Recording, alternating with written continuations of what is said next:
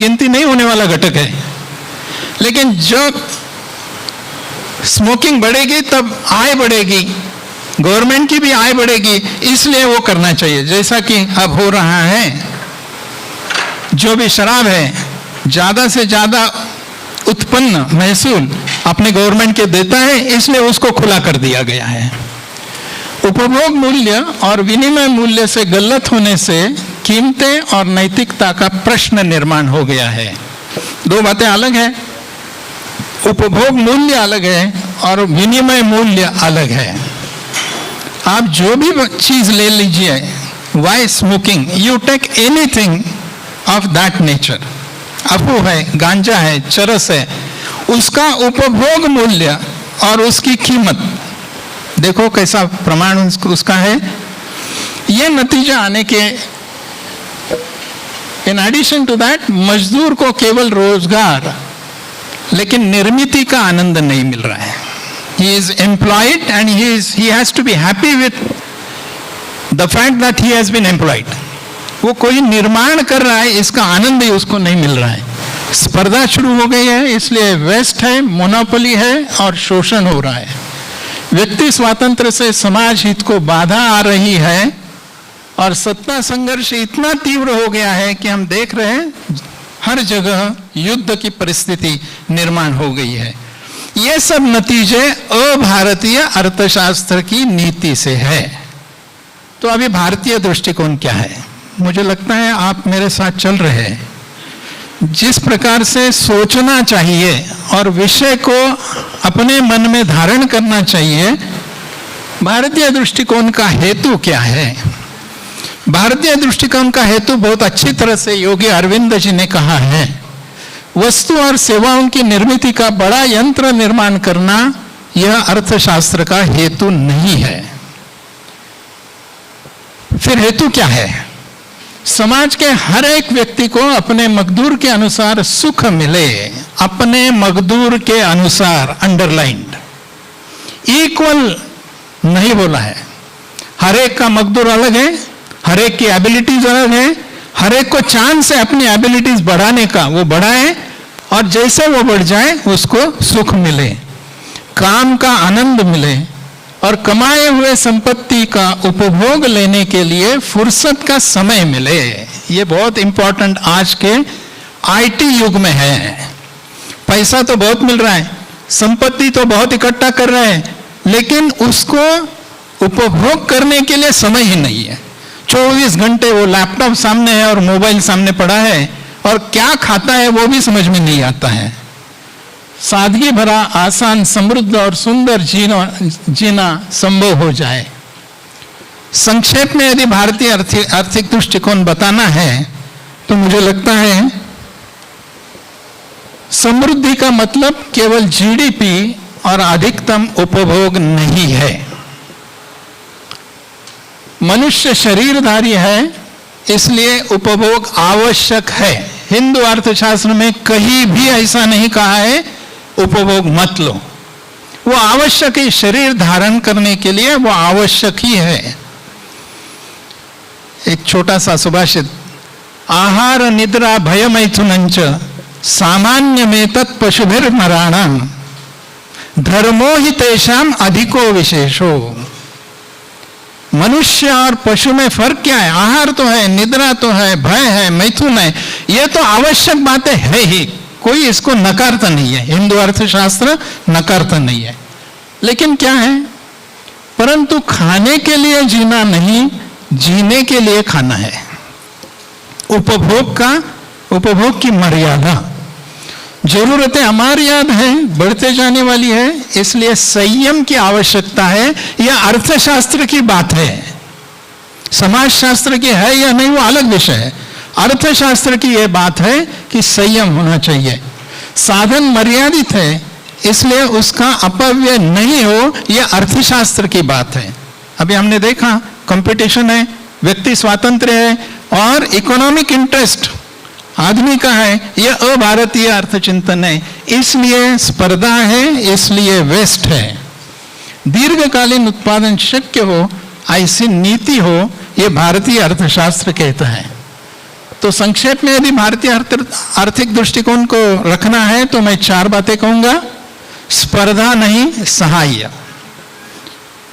Competition की जगह cooperation. Nisarga का एक्सट्रैक्शन नहीं, दोहन।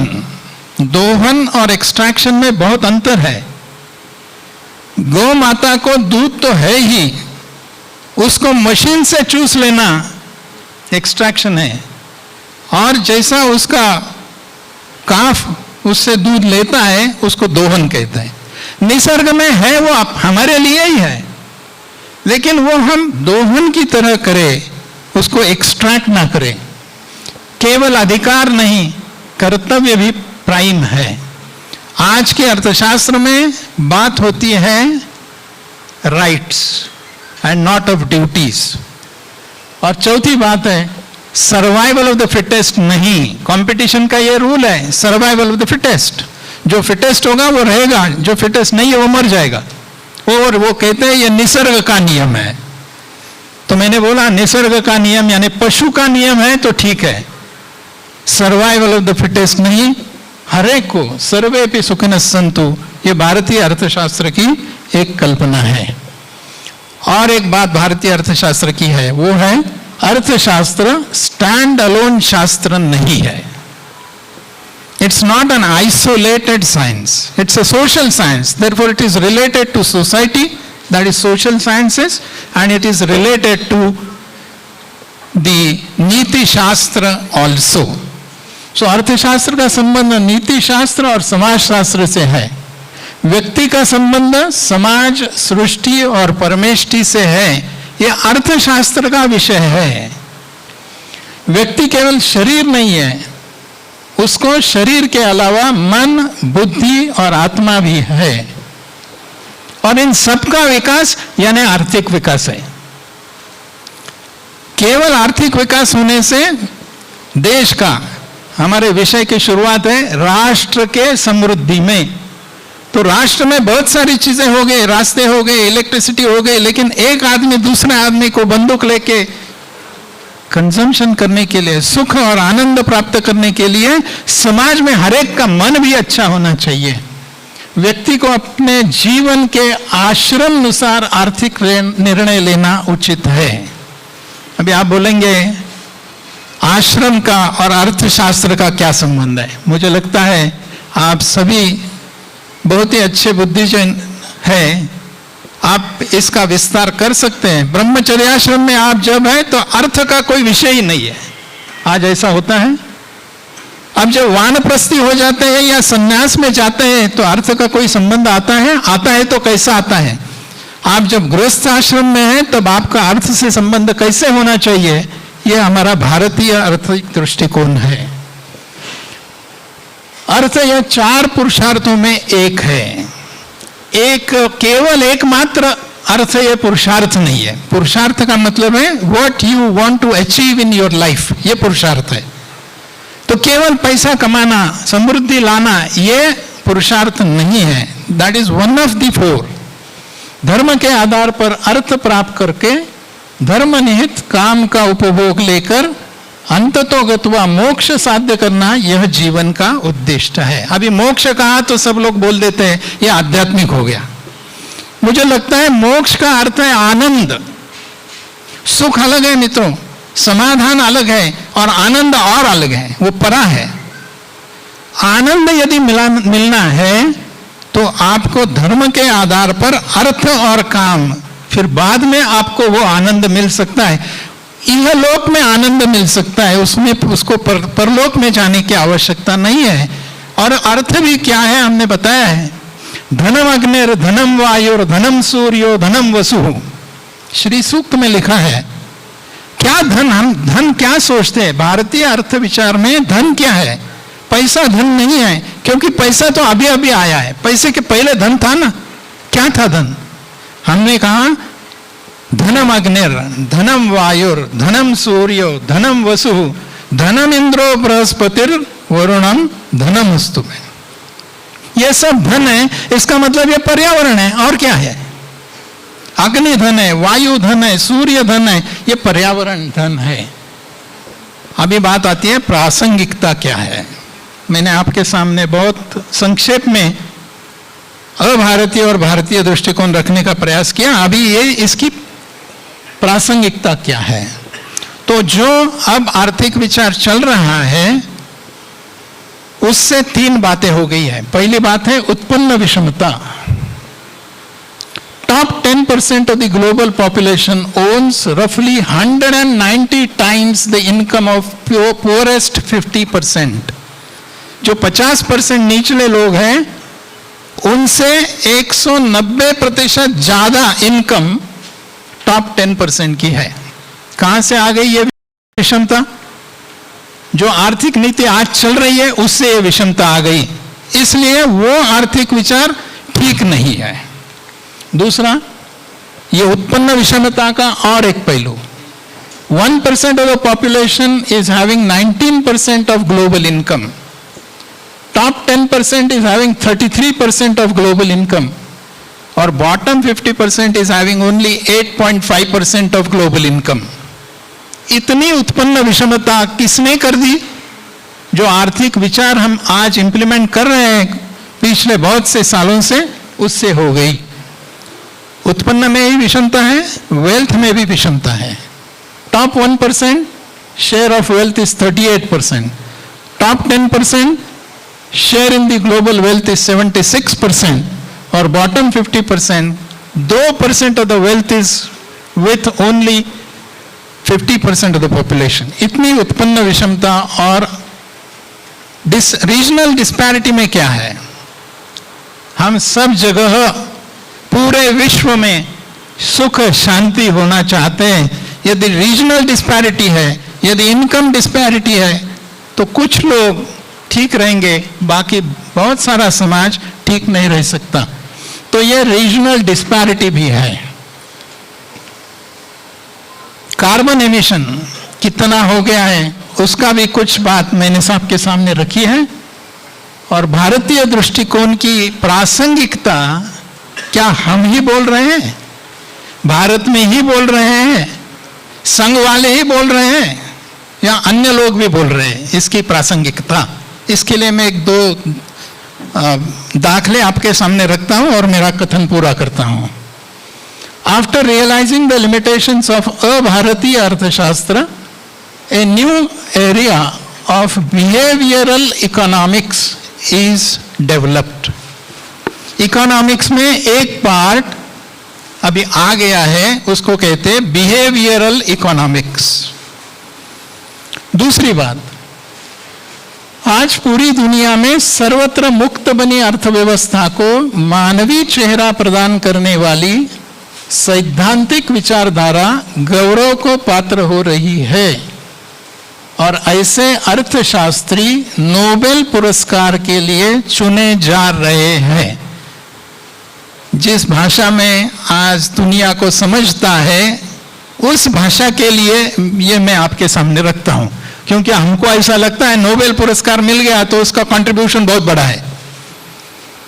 जैसा कि कोई 10 साल पहले लगता था जो जो अमेरिका में है वो बहुत अच्छा है, वैसा आज लग रहा है जो जो नोबेल इकोनॉमिस्ट है वो जो भी कुछ बताते हैं वो बहुत अच्छा है। इसलिए मैंने नोबेल पुरस्कार जिन्होंने प्राप्त किया उनका आर्थिकता के साथ सामाजिकता और नीति, इनका विचार आवश्यक लगने लगा है।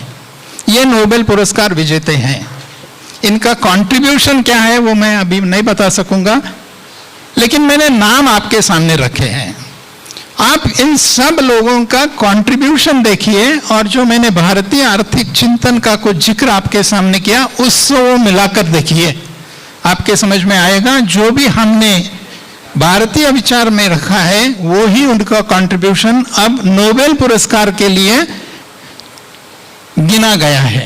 यह है Gary Becker, Stiglitz, Elinor, Oliver Hart, Angus डिटन।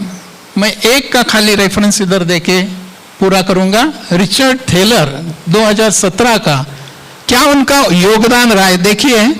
और if you can compare it with भारतीय चिंतन, economic decisions are influenced by 3 aspects of human psychology. पहला, आकलन विषयक मर्यादा, दूसरा आत्म संयमन और आत्मनिग्रह समस्या, और तीसरा social preferences. This is called as his contribution for which he has been awarded Nobel prize.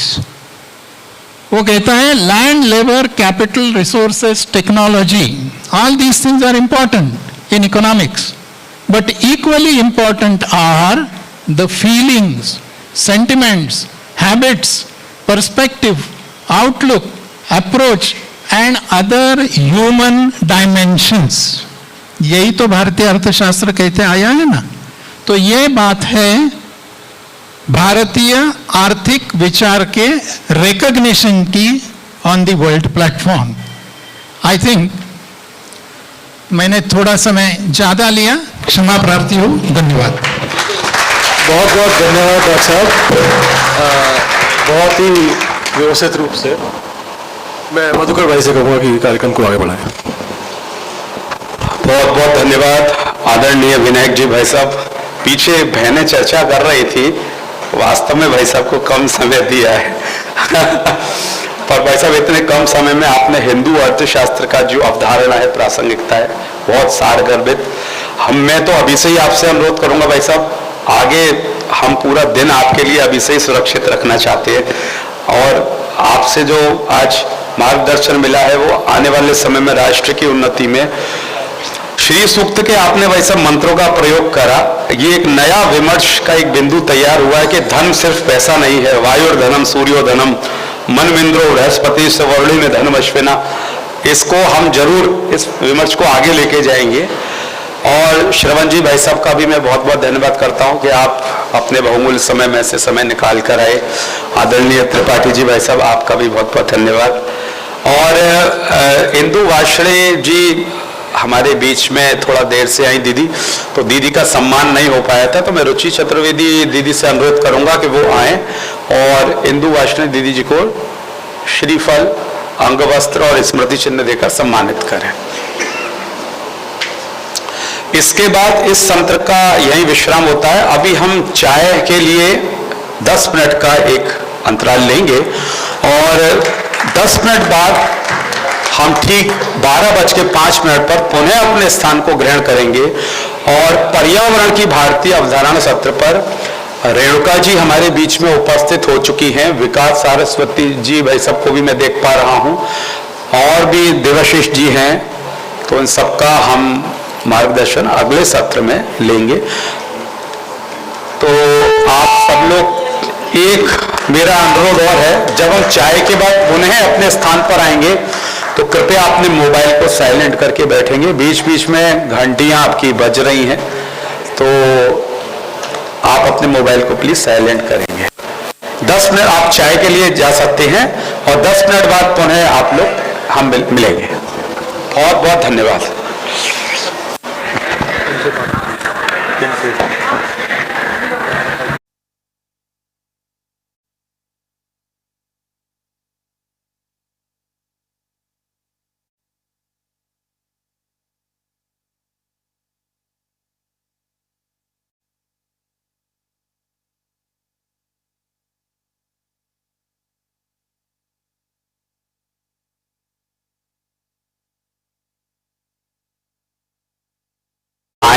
और आदरणीय रेणुका पंडित गोस्वामी जी को अंगवस्त्र, श्रीफल और स्मृति चिन्ह देकर सम्मानित करें. बंधुओं, रेणुका गोस्वामी जी, आप में से अधिकांश लोग उनको जानते ही हैं. आप निमाई पाठशाला की आप संस्थापिका हैं, और वृंदावन को जिन्होंने स्थापित किया, ऐसे षड गोस्वामियों में से एक श्री गोपाल भट्ट गोस्वामी जी की आप वंश परंपरा में से हैं. वृंदावन के लुप्त हो चुके पौधे, वनस्पतियां, उसको पुनर्स्थापित करना, भारतीय पर्यावरण के अनुकूल यमुना जी कैसे पवित्र हों, उसको लेकर देश ही नहीं विदेशों में भी आप कार्य कर रही हैं. आप प्रसिद्ध भागवत के आचार्य पंडित गोस्वामी जी की आप धर्मपत्नी हैं, और इससे भी महत्वपूर्ण आप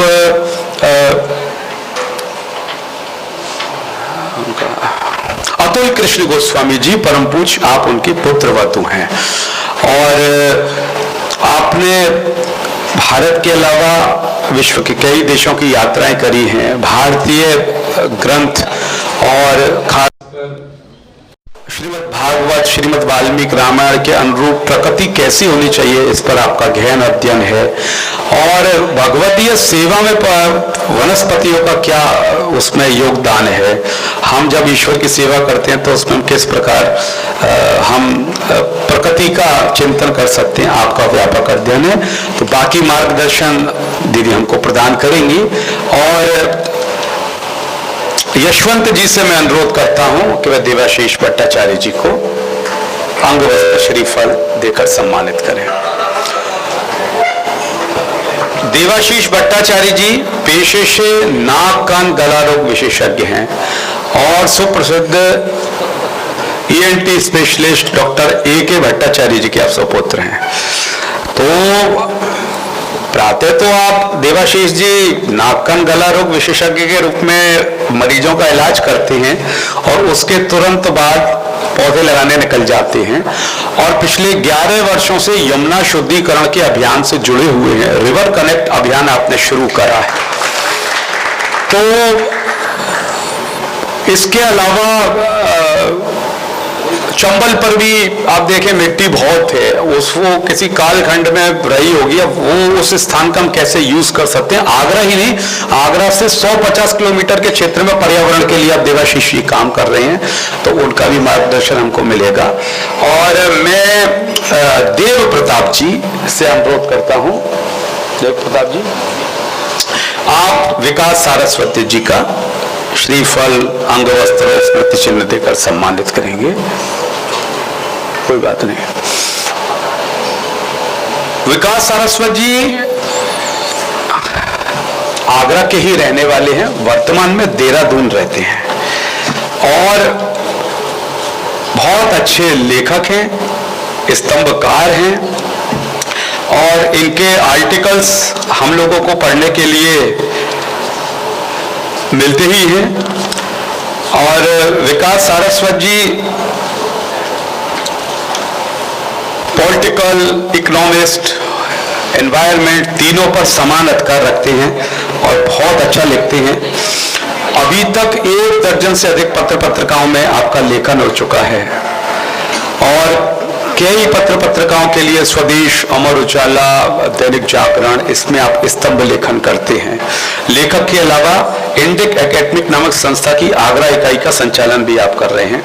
आप राजनीतिक व सामाजिक विषयों के अलावा आर्यन इनविजन थियोरी यानी आर्य आक्रमण सिद्धांत पर चल रही रिसर्च में भी आप कार्य कर रहे हैं। Indus valley script, the no script theory of a non starter, ये आपका एक संक्षिप्त शोध पत्र भवंस जर्नल 2009 में प्रकाशित हो चुका है। टीवी की डिबेट में भी आप विकास जी को आए दिन देखते ही रहते हैं, तो आज प्रत्यक्ष डिबेट में आप सहभागी हैं। और इस सत्र का, इस विषय को आगे बढ़ाने के लिए आगरा की सुप्रसिद्ध साहित्यकार ज्योत्सना शर्मा जी से मैं अनुरोध करूंगा कि वो आप आए और अपना स्थान ग्रहण करें और आज के सत्र को प्रारंभ करें।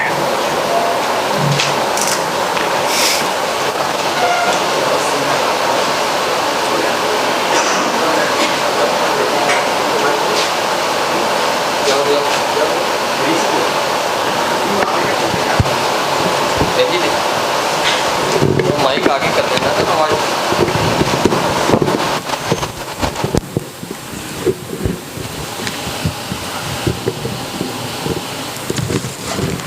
विश्व संवाद केंद्र वृज प्रांत द्वारा आयोजित इस वृज साहित्योत्सव में हम सब का सौभाग्य है कि हम सब आज यहाँ एकत्र हुए हैं। सर्वप्रथम मैं समृद्ध मंच को नमन करती हूँ, आप सब का अभिवादन करती हूँ। और ये सत्र हमारा जो है, ये है पर्यावरण संरक्षण की भारतीय अवधारणा। इस सत्र की आवश्यकता हमें क्यों पड़ी? पर्यावरण एक ऐसा ज्वलंत मुद्दा जिस पर संपूर्ण विश्व आज निरंतर चर्चा कर रहा है। सारे विद्वान इस पर निरंतर चर्चा करते हैं, मंथन करते हैं, चिंतन करते हैं। ये समस्या पैदा ही नहीं होती, यदि हमने अपनी भारतीय अवधारणा को अपनाया होता, क्योंकि धीरे धीरे हम उस अपनी भारतीय संस्कृति से दूर होते चले गए। वो भारतीय संस्कृति जिसने आँख खुलने से लेकर और रात को आँख बंद करने तक हमें पर्यावरण ये सिखाया था कि हमारे आसपास जो कुछ भी है कैसे हम उसको संभाल कर रखें, कैसे हम उसका सम्मान करें। तो आज ये जो मुद्दा यहाँ पर है, आज ये चर्चा का जो विषय यहाँ पर है, इस विषय के पारंगत समस्त विद्वानों का मैं पुनः स्वागत करते हुए सर्वप्रथम इस श्रृंखला में, चर्चा की श्रृंखला में आदरणीय देवाशीष जी से विनम्र आग्रह करती हूँ कि कृपया आप इस संदर्भ में हमें ये अवगत कराएं कि पर्यावरण की भारतीय अवधारणा है क्या। मैं आपसे पुनः अनुरोध करती हूँ, कृपया आप अपने विचार व्यक्त करें। धन्यवाद।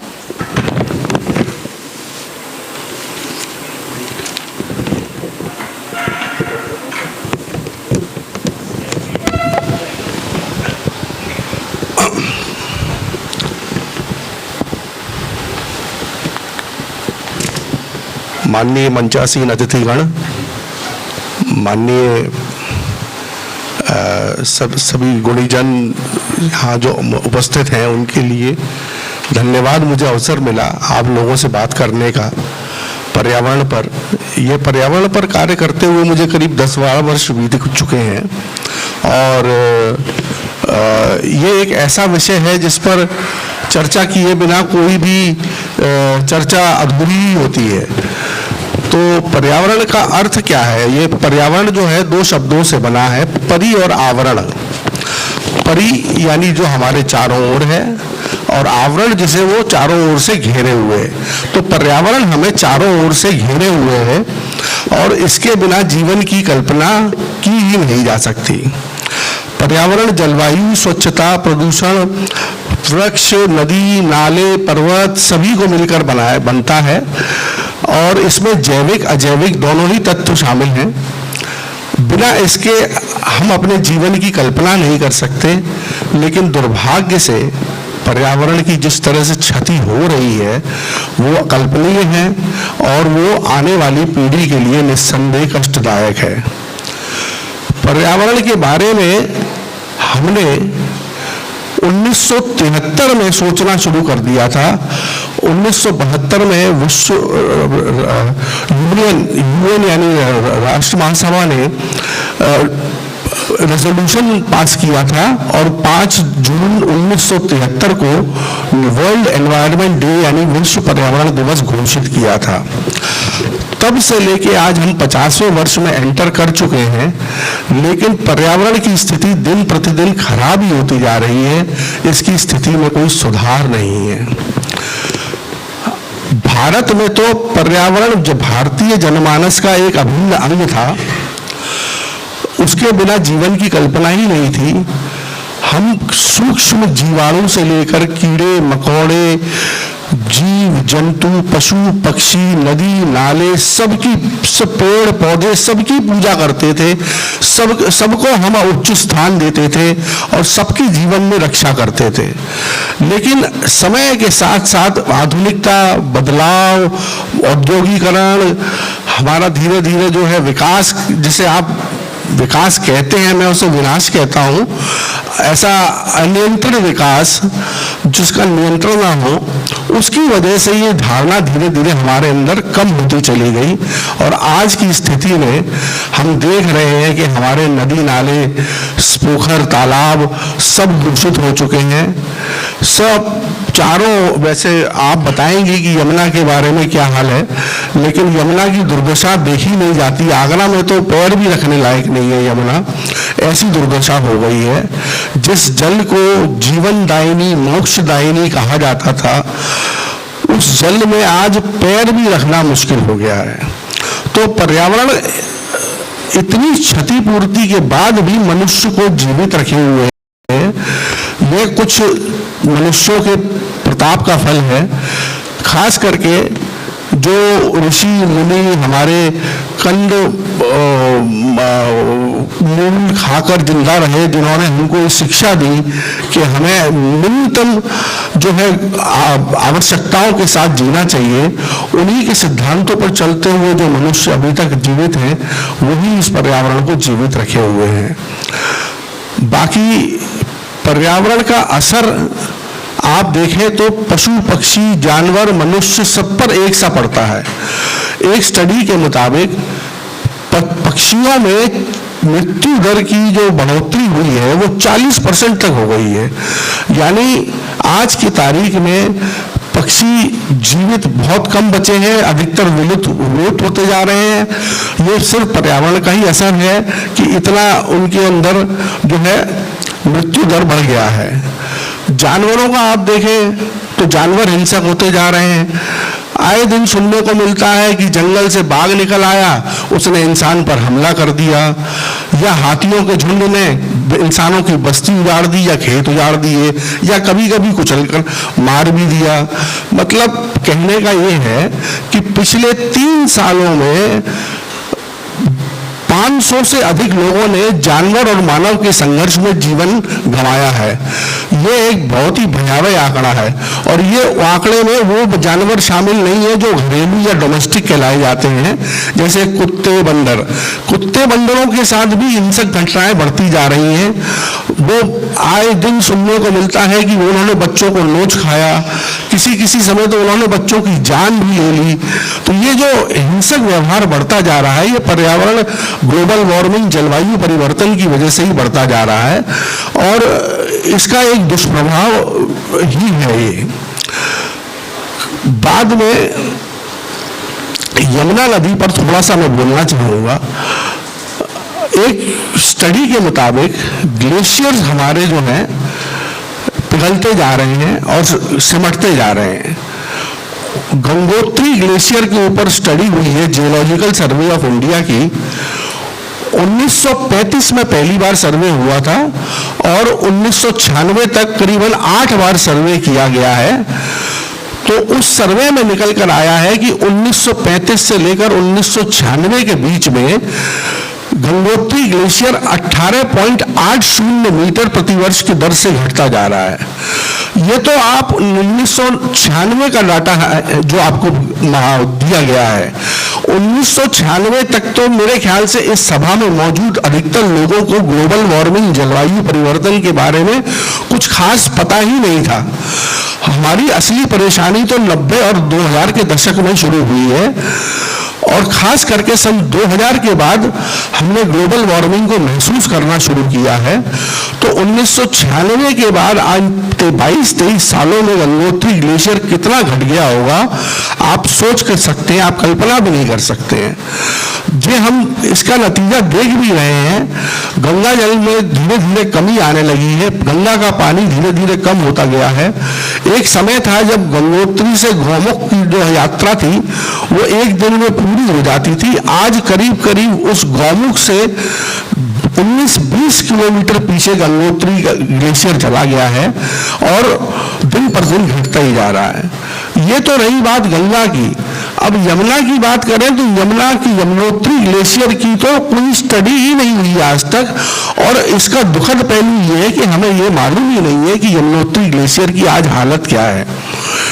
अब होता क्या है इससे, जब ग्लेशियर पिघलते हैं अधिक मात्रा में तो फ्लैश फ्लड आते हैं।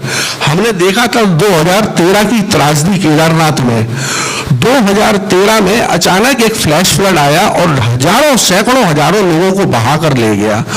करीब करीब 5000 से ऊपर जाने गई थी केदारनाथ त्रासदी में। आज भी हम देख रहे हैं कि अनियंत्रित विकास की वजह से जो जोशीमठ है, जोशीमठ में जमीन धसकने लगी है। इनफैक्ट जोशीमठ ही नहीं बल्कि उत्तराखंड के 4 जिलों में जमीन धसकने लगी है और मकानों में दरारें आने लगी है। ये तो पिछले 50 वर्षों में जो हमारे यहाँ पेड़ों की कटान हुई है और जो पहाड़ों का क्षरण हुआ है उसकी वजह से हुआ है। हमारे भारत में सबसे पहले एक आंदोलन हुआ था अलकनंदा की घाटी में ही हुआ था। रैनी गांव था। 1973 में गौरा देवी नाम की एक महिला के नेतृत्व में 27 महिलाओं ने पेड़ों से चिपक कर उनको कटने से रोका था। उसका नाम पड़ा था चिपको आंदोलन। उस चिपको आंदोलन को आज 50 वर्ष पूरे होने को आ गए। आप सोचिए 1950 में गांव के ग्रामीण वासियों ने परिकल्पना कर ली थी कि अगर यहाँ के पेड़ कट गए तो यहाँ त्रासदी होगी। आज उसी अलकनंदा की घाटी में गंगोत्री जोशीमठ जो है धसकने लगा है और स्थिति वाकई गंभीर है। तो भारतीय जनमानस आमतौर पर पर्यावरण के विकास के लिए ही काम करता है, लेकिन दुर्भाग्य से हमारे जो सरकारों का जो विकास हुआ है, जो विकास का जो मॉडल हुआ है, उस विकास के मॉडल में सस्टेनेबल डेवलपमेंट का जो कंसेप्ट है वो अभी तक नहीं था। अब मोदी जी ने हाल फिलहाल में पिछले 5-6 साल से सस्टेनेबल डेवलपमेंट का जो कंसेप्ट है वो लाया है और उनका कहना है कि हम जो है पर्यावरण की देखभाल करते हुए डेवलपमेंट करेंगे, जिससे कि आगे चलकर जो है हम प्रकृति को भी समेट सके और साथ साथ डेवलपमेंट जो जरूरी है उसको भी कर सके। बाकी मैं आप लोगों का काफी समय ले चुका, तो मैं अपनी वाणी को विश्राम दूंगा और मैं निवेदन करूंगा कि अगले वक्ता को आमंत्रित किया जाए। धन्यवाद। बहुत बहुत धन्यवाद। अभी हमने आदरणीय देवाशीष जी से बहुत उनके अच्छे विचार सुने प्रकृति को लेकर, पर्यावरण को लेकर, और एक विशेष बात जो हमने अभी सुनी जीव पर्यावरण को लेकर कि कैसे जीव पर्यावरण भी असंतुलित हो रहा है। और पर्यावरण की इस भारतीय अवधारणा में पुनः चर्चा के लिए, इस चर्चा को आगे बढ़ाते हुए मैं आदरणीय विकास सारस्वत जी से निवेदन करूंगी कि कृपया आप भी अपने विचार हम सबको यहाँ पर प्रस्तुत करें। धन्यवाद।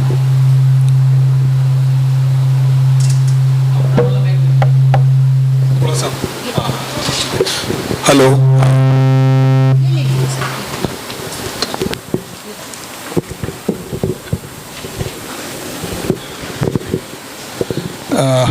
मंच को प्रणाम। सुधीजन, गुणीजन, इस सभागार में मौजूद उन सभी को मेरा प्रणाम। इस ब्रज महोत्सव के लिए, इस आयोजन के लिए विश्व संवाद केंद्र और स्वदेश पत्रिका दोनों को बहुत बहुत धन्यवाद। अभी डॉक्टर साहब ने एक बड़ी अच्छी सी भूमिका इस विषय पर रख दी और मुझे लगता है कम समय में ही उन्होंने पूरे विषय को जो है कवर कर लिया। और हम सब लोग आए हैं, एकत्रित हुए हैं रेणुका जी को सुनने के लिए। मुख्यतः मैं पर्यावरणविद नहीं हूँ, मेरा पर्यावरण पर उतना ज़्यादा लेखन भी नहीं है, तो मेरा जो काम है, मैं बेसिकली एक पॉलेमिसिस्ट हूँ। पॉलेमिसिस्ट विचारधाराओं में जो अंतर होता है उसके ऊपर चर्चा करता है। मैं उसी दृष्टि से इस विषय को अप्रोच करूँगा। तो पर्यावरण की भारतीय अवधारणा, जब हम भारतीय की बात करते हैं तो निश्चित ही कुछ अभारतीय भी होगा, तभी हम इसकी तुलना कर रहे हैं, तभी हम इसकी चर्चा कर रहे हैं। तो मेरा मानना है, इस पर मैं आता हूं कि अभारतीय क्या है। भारतीय अवधारणा जब हम बात करें पर्यावरण की, मुझको लगता है कि भारतीयता का क्रम विकास जो हुआ है वो इस प्रकार से है कि पर्यावरण में से निकलकर भारतीयता पैदा हुई है। एक संध्या जैन जी की बड़ी सुंदर सी पुस्तक है, आदिदेव आर्य देवता। जिन लोगों को आज हम जनजाति लोग कहते हैं, जो जंगलों के बीच में बैठे हुए हैं, कैसे उन्होंने, और मैं ये सिर्फ भारत के ही संदर्भ में नहीं, अब हुआ क्या है कि जो विश्व में तमाम प्रकार की संस्कृतियां थी, उस प्रकार की संस्कृतियों में से सिर्फ एक भारत ही एक संस्कृति बची है। नहीं तो पहले के समय में ये प्रकृति की पूजा, प्रकृति का ध्यान पूरे विश्व में ही था। जो इष्ट होते थे, जो देव होते थे, उनके अंदर प्रकृति का पूजन, माउंट ओलंपस जैसे हम देखते हैं, ग्रीक सभ्यता के अंदर माउंट ओलंपस की भी पूजा होती थी। अफ्रीकी सभ्यताओं के अंदर तो तमाम इस प्रकार के पुट थे। ऐसे ही आप मिस्र की सभ्यता देख लें, आप मेसोपोटामिया की देख लें, तो वहाँ पर आपको ऐसे डेटीज मिलेंगे, कहीं पर बुल है, कहीं पर धरती माता है, इन सब की पूजा होती थी। वो सभ्यताएं खत्म हुई, उनको उतना विकास होने का, उन्नत होने का समय नहीं मिला। भारत को समय मिला, हम एक कंटिन्यूस सभ्यता है, तो उस लिहाज से यहाँ पर काफ़ी एक उन्नत सभ्यता हम लोगों को देखने को मिलती है। पर इसका उद्गम, इसकी शुरुआत जो है वो प्रकृति में से ही हुई है। जो हमारे भाई जंगलों में बैठे हुए थे, उन्होंने प्रकृति में ही आध्यात्म को या शक्ति के केंद्र को पहचाना। उन्होंने वो मान के चले कि यही शक्ति का केंद्र है, और उसी को उन्होंने पूजना शुरू किया। यही आध्यात्मिक चेतना धीरे धीरे धीरे और परिष्कृत होकर हम देखते हैं कि सनातन धर्म में पहुंच गई।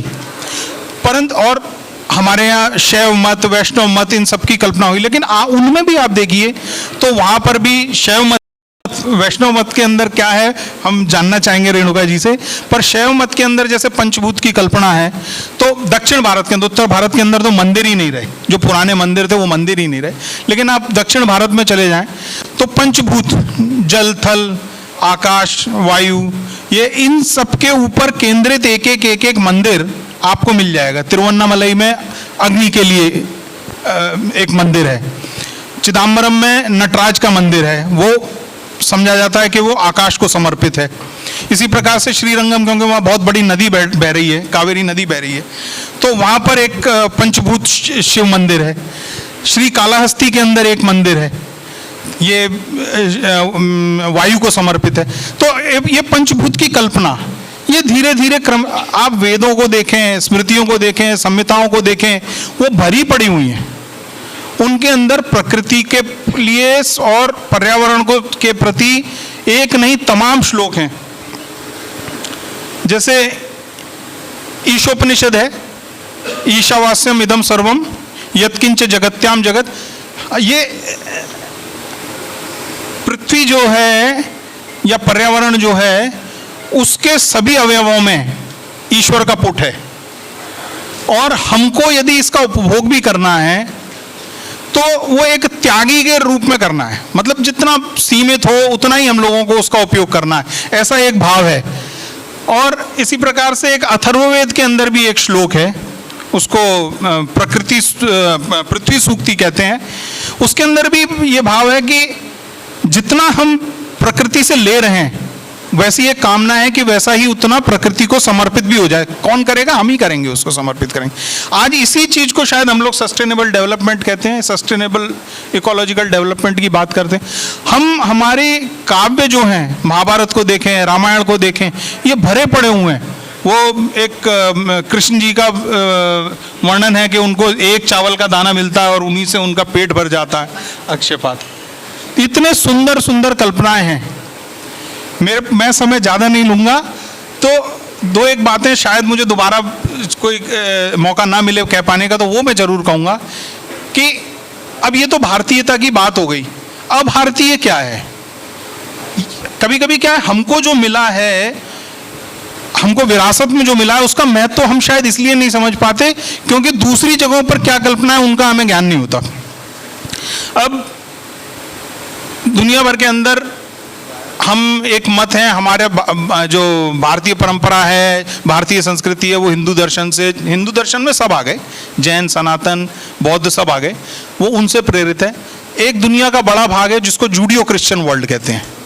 तो जूडियो क्रिश्चियन वर्ल्ड की क्या अवधारणा है? जूडियो क्रिश्चियन वर्ल्ड की भाई एक अवधारणा है कि एक बुक है बाइबल के अंदर ही, बाइबल में कई बुक्स आती हैं, वो book of Genesis. Book of Genesis में भगवान कह रहा है, be fertile and increase, fill the earth and master it, and rule the fish of the sea, the birds of the sky and every living creature. I give you every seed bearing plant that is upon all the earth and every tree that has seed bearing fruit, they shall be yours for food. Be fruitful and multiply and fill the earth. The fear and terror of you, आप शब्दों का उपयोग देखिए, the fear and terror of you will be in every living creature on the earth, every bird of the sky, every creature that crawls on the ground, and all the fish of the sea. They are placed under your authority. Every living creature will be food for you. As I gave the green plants, I have given you everything. अनुवाद करने की मुझे आवश्यकता नहीं है। मानव को सबके ऊपर बिठा दिया और सब कुछ उसके उपभोग के लिए। इसी प्रकार से कुरानिक कल्पना, कुरान में क्या कह रहा है अल्लाह?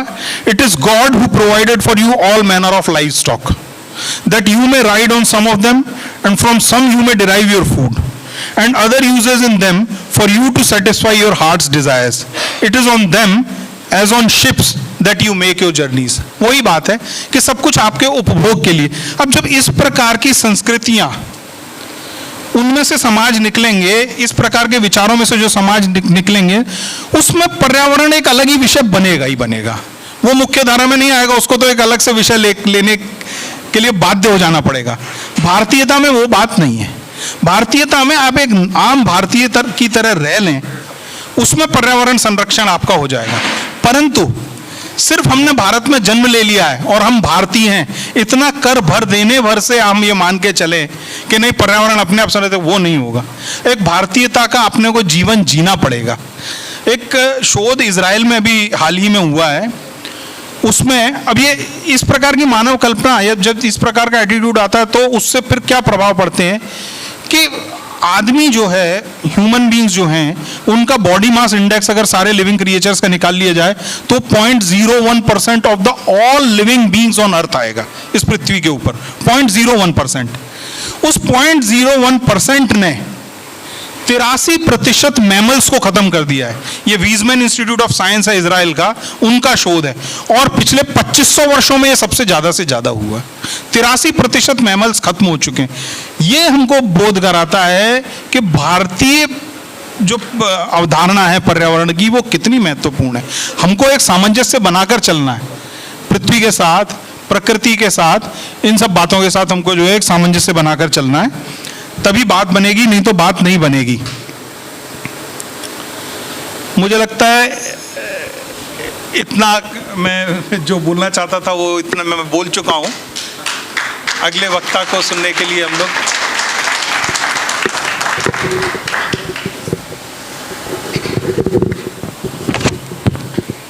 आपका बहुत बहुत आभार आदरणीय विकास सारस्वत जी के। अभी हमने इतने उच्च कोटि के विचार सुने और उन्होंने संपूर्ण विश्व के साथ साथ किस प्रकार पर्यावरण में जो भारतीय संस्कृति, हमारा भारतीय साहित्य, हमारी भारतीय सभ्यता कैसे जुड़ी हुई है, इसका बहुत प्रभावशाली वर्णन हमारे साथ अभी किया। और आज हम सबका सौभाग्य है कि हमारे सम्मुख श्रीमती रेणुका पुंडरीक गोस्वामी जी वृंदावन से पधारी हुई हैं। हम करतल ध्वनि से हम पुनः उनका स्वागत करते हैं और मैं उनसे आग्रह करती हूँ कि कृपया आप अपने विचार हम सबको देकर हमें लाभान्वित करें। धन्यवाद।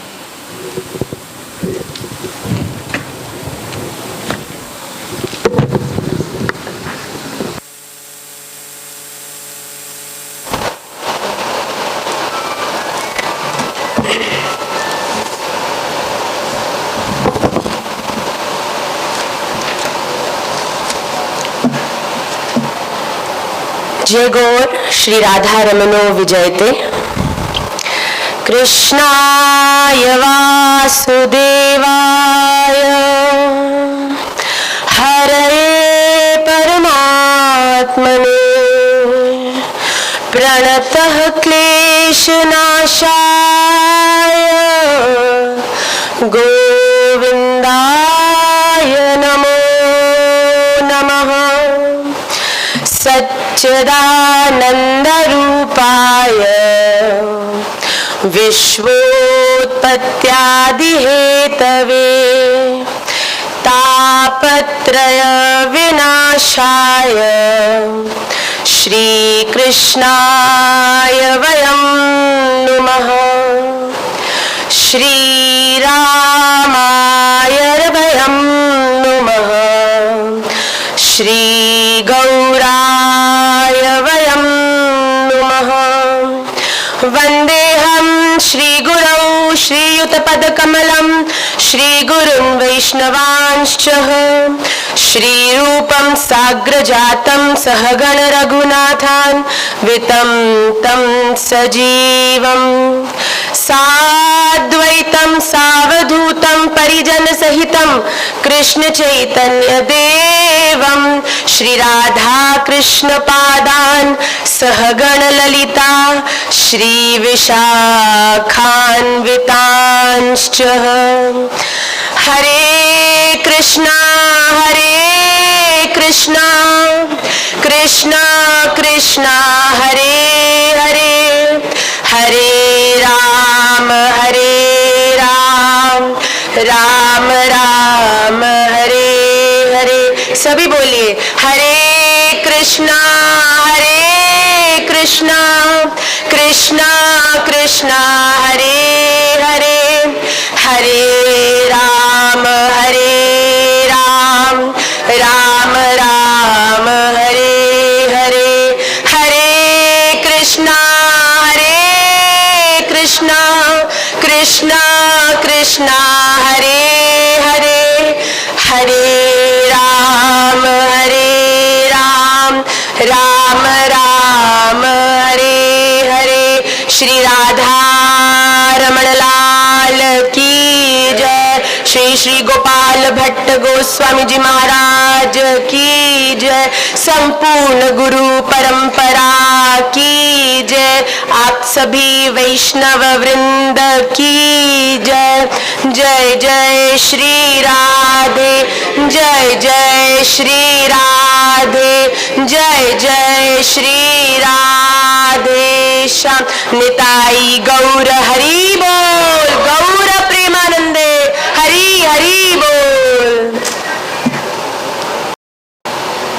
श्री राधे।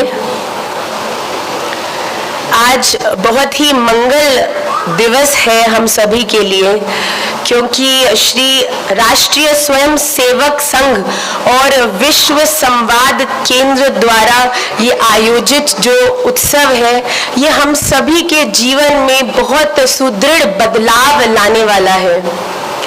मैं मंच पर विद्यमान माननीय गणों के चरणों में अपना दंडवत प्रणाम निवेदित करती हूँ और आप सभी वैष्णव वृंदों के हृदय में विराजित श्री राधा रमण देव जी को अपना प्रणाम निवेदित करती हूँ।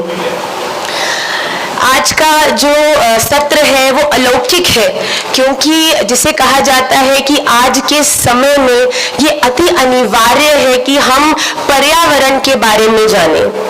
माननीय महोदय ने बहुत सुंदर रूप से हमें बताया, और मैं कहूंगी बताया, समझाया और डराया कि किस प्रकार हम सभी के दुर्व्यवहार से प्रकृति की हानि हो रही है। आपने हमको समझाया कि कैसे भारतीय और अंतर्राष्ट्रीय स्तर पर प्रकृति का शोषण हो रहा है, किस प्रकार प्रकृति जिसे देवी स्वरूप माना जाता है आज उसकी हानि हर रूप में करी जाती है।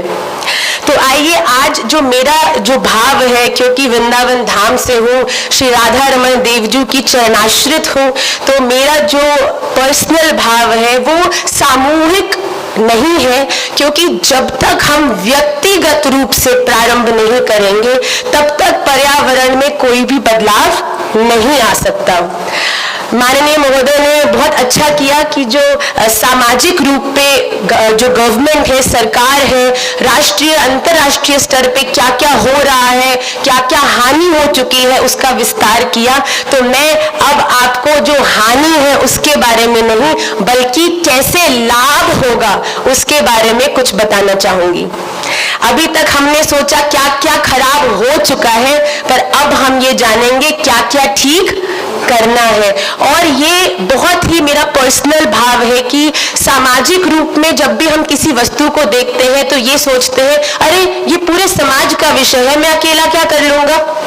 ये भाव हर एक के हृदय में आता है, पर जब तक व्यक्तिगत प्रारंभ नहीं होगा, जब तक अपने लेवल पे बड़े छोटे छोटे बदलाव करके, जिनके बारे में आज हम चर्चा करेंगे, अगर और है वो बहुत आसान, बहुत सहज, पर क्या होता है मैं जानती हूँ आप सब निपुण हैं, ज्ञानी हैं, आप सब कुछ जानते हैं, पर कभी कभी कुछ ऐसे भाव होते हैं कि जब कोई दूसरे से वो श्रवण करते हैं तो सोचते अरे इतना ही करना था। तो आज कुछ ऐसे भाव आप सबके सामने प्रकट करने का प्रयास मैं करूंगी। माननीय महोदय जी ने पर्यावरण की जो एक लौकिक डेफिनेशन है, जो परि और आवरण की संधि से पर्यावरण जो हम सबको प्राप्त है, जो कि चारों ओर व्याप्त जो वातावरण है उसको कहा जाता है। पर क्योंकि आज हम इसकी भारतीय अवधारणा के बारे में बात करना चाहते हैं, बहुत ध्यान से सुनिएगा, जब शब्द भारतीय जुड़ जाता है तो अध्यात्म अपने आप स्वतः ही भारत से जुड़ा है। आज ये निश्चित स्वीकार है कि भारत बहुत सी चीजों में डेवलपिंग है। आप मेडिकल ले लीजिए, आप प्रोफेशनल फ्रंट ले लीजिए, भारत इस समय डेवलपिंग है। पर ये बात आप सबको स्वीकार करनी पड़ेगी, आज भी अगर किसी को किसी धार्मिक गतिविधि का संविधान करना होता है तो वो विदेश छोड़कर भारत आके हमारे मंदिरों में जाके श्री ठाकुर जी के चरणों में आश्रित होकर ही उसके उपाय को खोजते हैं। और ये केवल देश नहीं, विदेश में भी चाहे स्टीव जॉब्स हो, चाहे अन्य कितने सक्सेसफुल लोग हो, उन सब ने आके भारत में धार्मिक संस्थाओं से जुड़न करके इन बातों का ज्ञान लिया है। तो हो सकता है हम बाकी विश्व के लिए डेवलपिंग हो, पर जहां धर्म की बात आती है वहां पर हम डेवलप्ड हैं और पूरा विश्व हम भारत से वो लर्निंग्स लेके बाहर जाके उन्हें प्रयास करता है कि शुरू कर पाए। तो अगर स्पष्ट बातों में कहूं तो भारत इस विश्व का मंदिर है। तो बहुत सुंदर बात एक मैं आपसे कहना चाहूंगी, क्योंकि मैंने कहा भारतीय है तो अध्यात्म अपने आप जुड़ता है, और जब अध्यात्म जुड़ता है तो सबसे पहला मन में क्या भाव आता है? अध्यात्म का अर्थ है भगवान। आप सब भगवान को निश्चित रूप से बड़ी दृढ़ता से मानते हैं, तभी इतनी अलौकिक संस्था से जुड़े हैं। तो भगवान का विस्तार ही पंच महाभूतों के रूप में पर्यावरण कहलाता है। भ ग व आ न। भ से भूमि, ग से गगन, व से वायु, आ से अग्नि और न से नीर, जिसे जल कहा जाता है। तो अगर आप सोचें कि इन पांच पंच महाभूतों का विस्तार ही, इनका संरक्षण ही भगवान की सेवा है और भारतीय पर्यावरण का बचाव है। मैं बहुत आपको पुनः बताना चाहूंगी कि मैं यहाँ पे कोई भी सामाजिक रूप से क्या होना चाहिए उसकी चर्चा करने नहीं आई। मैं श्रीधाम वृंदावन से हूँ, जहाँ पर हर एक वस्तु को सेवा भाव से उसका दर्शन किया जाता है। तो उसी भाव को कुछ विस्तार करते हुए आगे बढ़ना चाहूंगी। पर्यावरण संरक्षण प्राचीन काल से हमारे शास्त्रों में वर्णित है। श्री रामायण जी कहिए, श्रीमद् भगवत गीता कहिए, श्रीमद् भागवत महापुराण कहिए, 18 जो पुराण है उनमें ले लीजिए, श्री देवी भागवत पुराण है, जो मत्स्य पुराण है, ब्रह्म पुराण है, उपनिषद है, इन सभी में पर्यावरण संरक्षण के बहुत से दृष्टांत आपको देखने को मिलते हैं।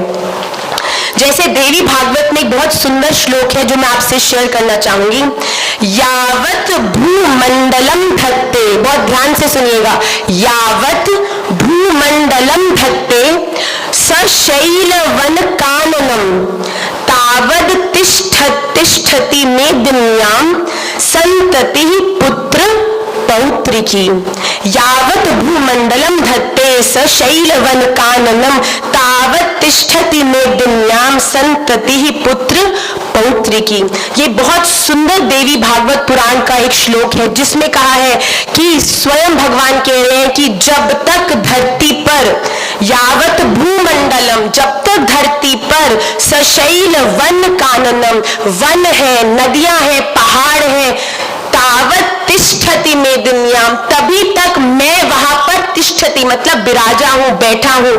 जिस दिन इनकी हानि होगी, जिस दिन ये इनका लोप होने लगेगा, उस दिन मैं मनुष्य जाति का जो विस्तार है ये करने में असक्षम हूं। तो मनुष्य जाति का पुत्र पौत्र की, आपकी आगे वाली जनरेशंस कैसे विद्यमान रह पाएंगी, जीवित रह पाएंगी, जब पर्यावरण का संरक्षण होगा। आइए पर्यावरण का संरक्षण में हम 3 विशेष बातों पर ध्यान देंगे।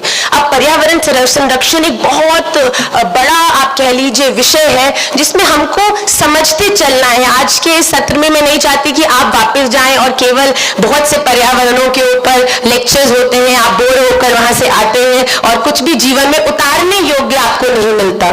पर आज हम इस सत्र में जीवन में व्यक्तिगत कैसे पर्यावरण का संरक्षण करना है उसके बारे में जानेंगे। तो पर्यावरण विशेष रूप से 3 भावों से प्रभावित होता है। बहुत ध्यान से सुनिएगा। 3 भावों से पर्यावरण प्रभावित होता है। पहला, आपका आहार। बहुत ध्यान से सुनिएगा। आहार। दूसरी चीज आपका विचार। तीसरी चीज उस विचार के धारणवित होते हुए आपका व्यवहार।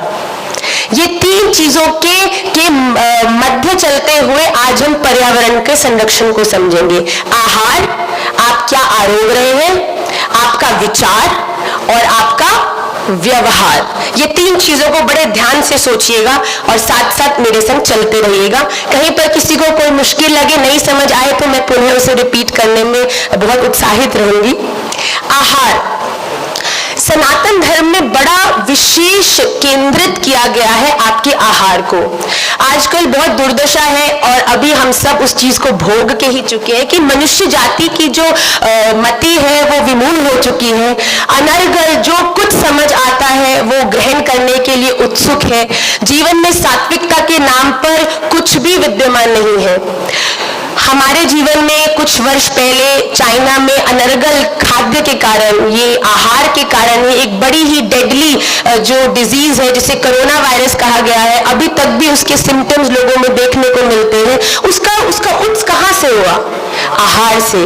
जब अनर्गल आहार हुआ, हम सबको ये समझना होगा कि जो मनुष्य देह है वो शाकाहारी भोजन आरोगने के लिए ही बना है।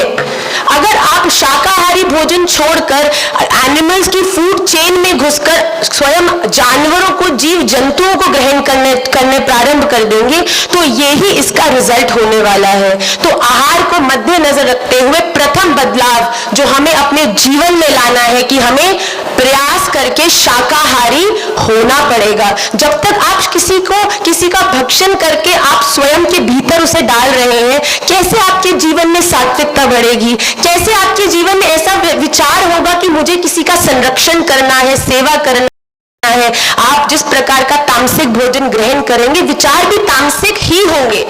तो अगर जीवन में आपको सात्विकता को प्रबल करना है, अगर आपको जीवन में ऐसे विचार लाने हैं कि मुझे संरक्षण करना है, सेवा करनी है, तो प्रथम बिंदु हमारे गुरुजन हमें कहते हैं कि सबसे पहले भक्ति में प्रवेश करो तो क्या हो? आहार शुद्धि।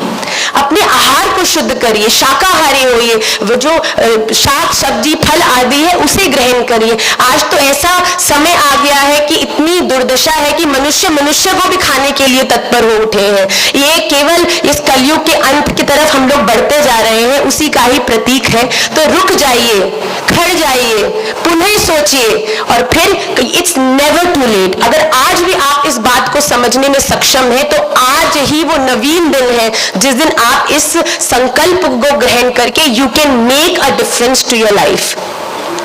दूसरी बात, अन्न का संरक्षण हो। अन्न का संरक्षण कैसे होता है? प्राचीन काल में क्योंकि विद्यालय इतने नहीं थे, घर में ही गुरुकुल होते थे, तो आप सबने अपनी दादी की दादी से सुना होगा कि दादी कहती थी कि मेरी दादी कहती थी, अरे बेटा थाली में भोजन झूठा नहीं छोड़ना। तो डराते और थे कि हमारे शास्त्रों में लिखा है कि जो व्यक्ति अपनी थाली में जितना अन्न झूठा छोड़ता है, नरक में जाके उसे अपनी पलकों से उतने अन्न को उठाना पड़ता है। और ये हमारे शास्त्रों में वर्णित है। तो हमारी दादियों ने हमें ये ज्ञान, हमारी दादियों को हमारी दादियों ने ज्ञान दिया है, तो वो आज भी जो मेरी लालियां हैं उनको उनकी दादी भी ये देती है कि अपनी प्लेट में उतना ही ले। ये छोटे छोटे चेंजेस करने हैं। मैं आपसे विनम्र निवेदन करूंगी, मैं वृंदावन से हूँ, पर्यावरण के विषय में कुछ ज्यादा मुझे ज्ञान नहीं है, पर कैसे हम लोग एक मूवमेंट ला सकते हैं, और मूवमेंट औरों के लिए नहीं, स्वयं के लिए ला सकते हैं। अगर आप इस चीज को स्वीकार करके आज से पालन शुरू करेंगे तो आप धीरे धीरे देखेंगे कि आपको देखने से शायद आपके संगी भी उसको अडॉप्ट करें, आपके संगी देखने से आपके बालक भी उसे अडॉप्ट करें, बालक स्कूल जाएंगे वो उनसे शेयर करके उनके बालकों को भी ये भाव दे, और वो इस प्रकार यू नेवर नो कि कब एक छोटी सा बदलाव इस पूरी विश्व में क्रांति ले आएगा। पर कभी ये मत सोचना अरे ये मैं अकेला क्या कर लूंगा, ये विचार ही गलत है। आप अकेले सब कुछ कर सकते हैं। अगर एक व्यक्ति सबसे पहले अकेला माउंट एवरेस्ट चढ़ सकता है तो क्या बाकी लोग नहीं चढ़े? उसके बाद एक क्रांति, एक रास्ता बनाता है और फिर बाकी सब उसे फॉलो करते हैं। क्यों आप फॉलो करना चाहते हैं? क्यों नहीं आप उस बदलाव को अपने जीवन, बहुत छोटी बातें हैं, कोई जाकर हल्ले नहीं करने, कोई जाकर दंगे नहीं करने, केवल सूक्ष्म अपने निजी जीवन में कुछ बदलाव लाने हैं। अन्न का संरक्षण हो, हम कुछ भी अन्न को व्यर्थ न फेंके, किसी भी अन्न को हम कूड़े में नहीं फेंके, सदा थोड़ा ले फिर थोड़ा ले, ऐसा खुद भी करें और अपने बच्चों को, परिवारजनों को भी इस बात का। हमारे वृंदावन में तो भोजन तो बनता ही नहीं है, हमारे वृंदावन में भोग बनतो है, भोग लगे ठाकुर जी को, पड़े उसमें तुलसी दल, उसके बाद है जाए वो प्रसाद, और प्रसाद को दुर्व्यवहार करो तो ठाकुर जी रुष्ट है जाए, और हम सबन के लिए ठाकुर जी रुष्ट है गए तो हमारा जीवन शून्य हो जाएगा। तो हम लोगों के लिए बड़ा अनिवार्य है कि हम सब अन्न का संरक्षण करें। और तीसरी बात जो कि एक थोड़ी विस्तारित बात है कि हम आजकल केवल कुछ एक्स्ट्रा पैसे बनाने के लिए अपने भूमि में न जाने किस प्रकार के कीटनाशक है, पेस्टिसाइड्स है, उनको डाल रहे हैं जस्ट बिकॉज कि एक रात में जो लौकी है वो इतनी से इतनी बड़ी है जाए कि बस कल वो बिक जाए और कुछ पैसा घर में आ जाए। इस विचार को भी परिवर्तित करना चाहिए कि जिस प्रकार इंजेक्शन लग रहे हैं आजकल, रात में हरा आम सुबह उठ के पीला हो जाता है, उसको इस प्रकार के सॉल्ट्स में रखा जाता है। ये प्रकृति के साथ खिलवाड़ है।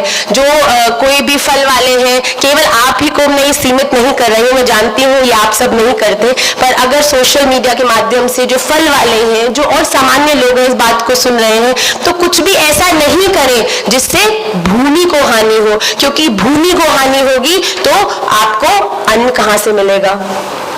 तो सबसे पहली बात पर्यावरण संरक्षण की है, अपनी आहार की शुद्धि करें, तभी पर्यावरण बच सकता है। दूसरी बात जो हमने सोची है वो है विचार। माननीय महोदयगण ने बहुत सुंदर जो विचार का जो मेरा भाव है उसको कुछ स्पर्श किया। हमारी भारतीय संस्कृति का ये अद्भुत गुण है कि हम लोगों ने अपने जीवन में संपूर्ण पर्यावरण को भगवान से जोड़ रखा है। हम पर्वत में भी भगवान देखें, गिरिराज जी हमारे विद्यमान हैं। हम पौधों में भी भगवान देखें, हमारी तुलसी महारानी विद्यमान है, जिसके बिना स्वयं ठाकुर जी कुछ भी ना आरोगे। नीम के पेड़ हैं जो स्वयं दुर्गा देवी जो है उनका स्वरूप माना जाता है। हमारे यहाँ पे पीपल वृक्ष है जिसमें श्रीमद् भगवत गीता में भगवान स्वयं कह रहे हैं कि अश्वत्थः सर्व वृक्षाणाम, मैं संपूर्ण वृक्षों में अश्वत्थ हूँ, पीपल हूँ। स्वयं भगवान पीपल के रूप में विद्यमान है।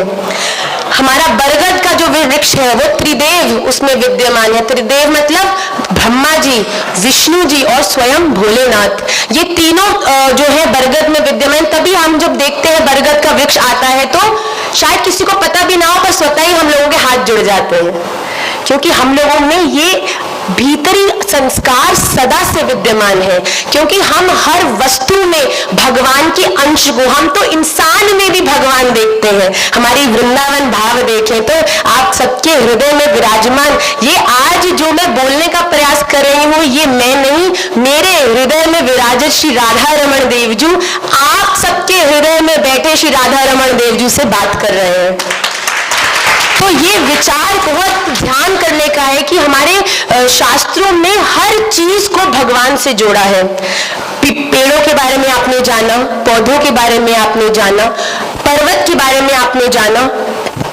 अब जीवों में हम हर जीव में भी भगवान का सन्निधान करते हैं। अगर कोई हाथी जा रहा होता है तो हाथ जोड़ के मंगलकारी गणपति जी जा रहे हैं, ऐसा हम लोगों के हृदय में भाव आता है। जब गैया मैया चलती है तो हृदय में आता है श्री ठाकुर जी की विहारिणी गैया मैया, जिसके पीछे ठाकुर जी हुर्र हुर्र हुर्र करते दौड़े हमारे ब्रज में, ऐसी गैया मैया हमारी है। स्वतः सोच के प्रेम आता है।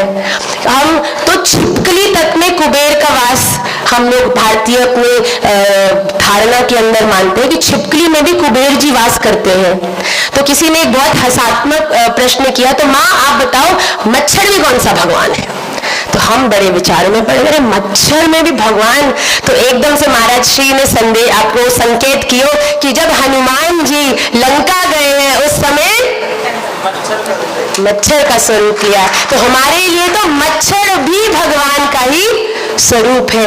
इस प्रकार जब हमारी विचारधारा में पर्यावरण से हम भारतीय हैं, हमें किसी को बताने की आवश्यकता नहीं है कि भगवान कौन है, हम पूरे विश्व को बताते हैं कि भगवान कौन है। इसीलिए हम लोगों के भीतर ये संस्कार स्वतः है कि हम भगवान के इन विस्तारों को, ये सब भगवान के विस्तार हैं, हम भगवान का ही अंश है और एक दिन भगवान में ही विलीन होंगे। वैसे ही जो कश्यप है उनकी इतनी पत्नियों से ये विभिन्न पर्यावरण का जो संयोजन है वो हम सबको प्राप्त हुआ है। तो जब तक विचार में परिवर्तन नहीं आएगा, हम अपनी नदियों को क्या कहते हैं? गंगा मैया, यमुना महारानी।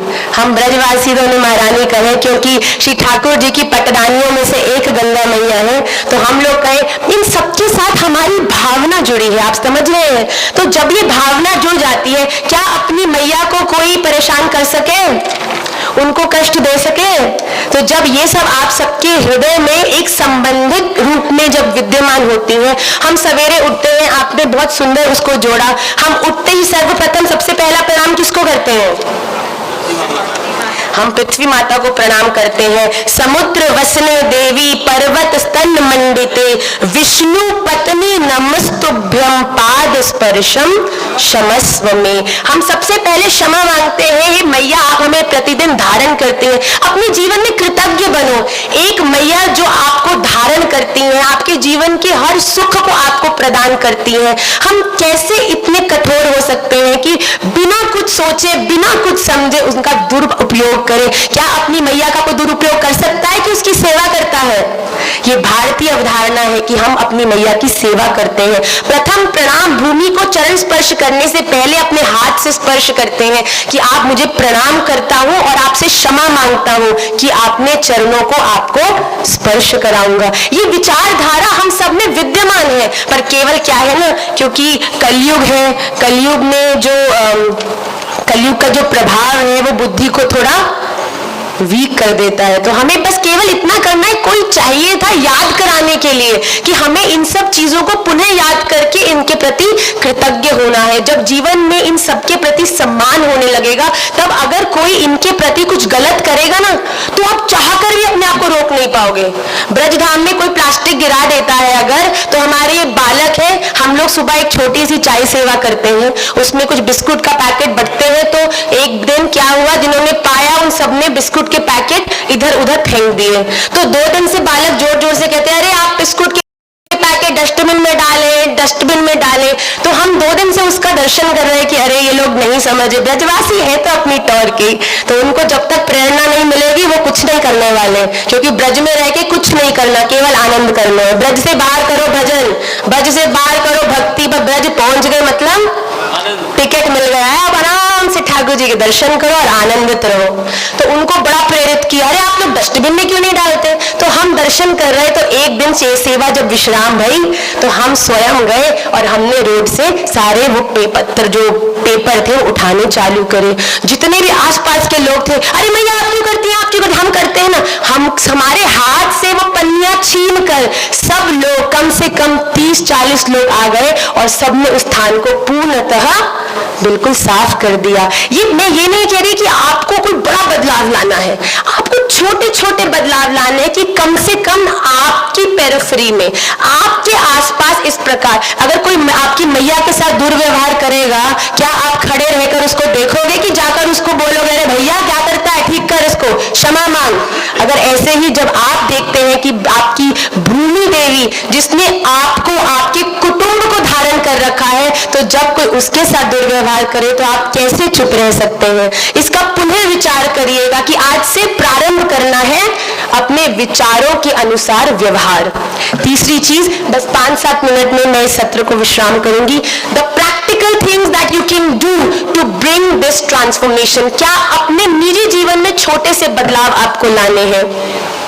ऐसा कहा जाता है भूमि का संरक्षण करो, भूमि का संरक्षण करो। अरे भैया करने को तैयार है, करना क्या है ये तो बताओ।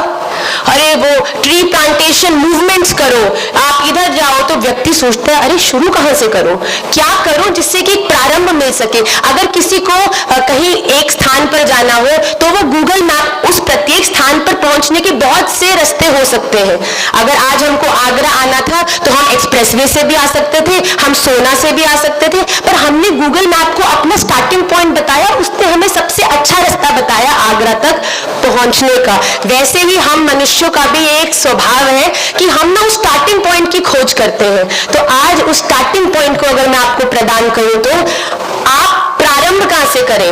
वृक्षारोपण मूवमेंट जब होंगे, जैसे होंगे, कैसे होंगे तो होंगे, हम अपने निजी जीवन में कैसे इसे प्रारंभ करें? Make your birthdays, make your anniversaries, make your special days special bye planting a tree. कोई बहुत बड़ी बात नहीं है। आप अपना एक संकल्प लीजिए, अगर मेरा जन्मदिन है तो मैं अपने जन्मदिन पे अपने ही गार्डन में एक पौधा लगाऊंगी। बहुत मुश्किल है, आप बताइए। महाराज जी कहते हैं हर मनुष्य को जीवन में कम से कम उतनी लकड़ी प्रकृति को प्रदान करनी चाहिए जितनी आपके मरने पर आप पे फूकी जाएगी। तो आपको कम से कम इतना तो आप करें कि आपको जितना प्रकृति ने दिया है कम से कम उतना, तो उससे ज्यादा की तो अपेक्षा माँ कभी करती भी नहीं है, पर कम से कम जितना दे रही है उसका तो सम्मान करो। तो अपनी स्पेशल डे, हमारे महाराज श्री का जन्मदिन होता है 20 जुलाई को, और ये हमारे महाराज श्री की ही प्रेरणा है कि उनके जन्मदिन को हम वर्ल्ड ट्री डे के रूप में हम उनको उस जन्मदिन को मनाते हैं। और आप मानेंगे नहीं कि 20 जुलाई को पूरे विश्व में लगभग 10,000 वृक्षों का वृक्षारोपण होता है। तो आप भी अपने स्पेशल डेज पर इस प्रकार के संकल्प को, निजी संकल्प को जीवन में उतारें। नदियों की बात आती है, नदियों में कैसे नदियों को कैसे आप प्रदूषण से बचा सकते हैं? आप तीर्थाटन तो बहुत करते हैं, आप जगह जगह जाकर मोक्ष प्राप्त करना है, उसके लिए गंगा जी में, यमुना जी में जाके गोते तो जरूर लगाते हैं। पर मैं आपको सत्य कहती हूँ, अगर आप गंगा जी जाते हैं और वहां जाकर 2 पैकेट भर के प्लास्टिक की पन्नियां और आसपास के गंद बटोर के घर ले आते हैं, तो आपके एकादश स्नान एक तरफ है और आपके वो 2 भरे हुए कचरे के बैग एक तरफ है।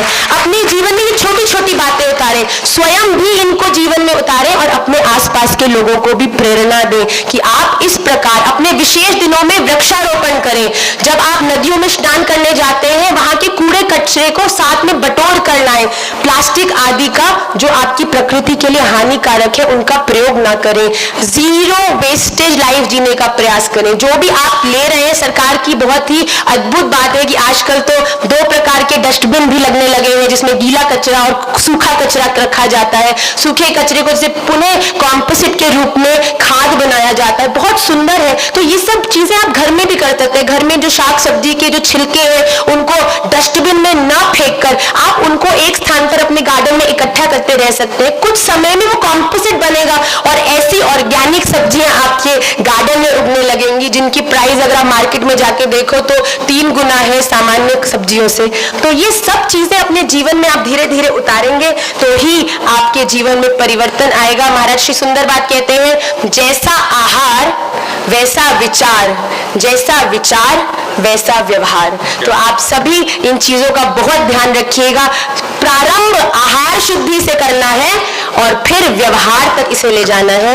और मैं क्षमा चाहती हूँ अगर आप लोगों का थोड़ा ज्यादा समय लिया, पर मेरा आप सभी के श्री चरणन में निवेदन है कि आप इन 2-3 छोटी छोटी बातों को अगर आप लाएंगे तो हम बड़े रूप में प्रकृति को बहुत प्रसन्न करने वाले हैं। तो आप सबके श्री चरणन में मैं पुनः अपना दंडवत प्रणाम निवेदित करती हूँ।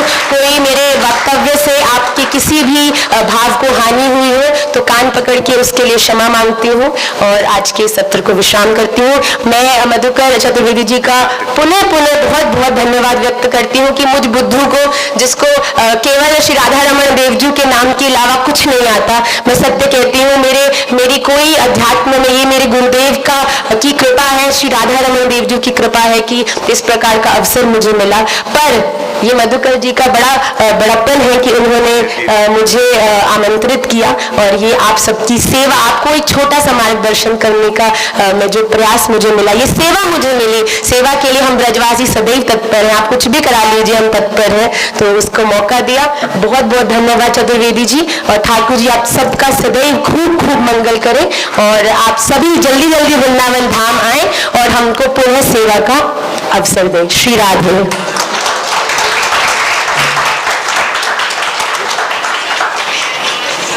बहुत बहुत धन्यवाद आदरणीय रेणुका पुंडरी गोस्वामी जी।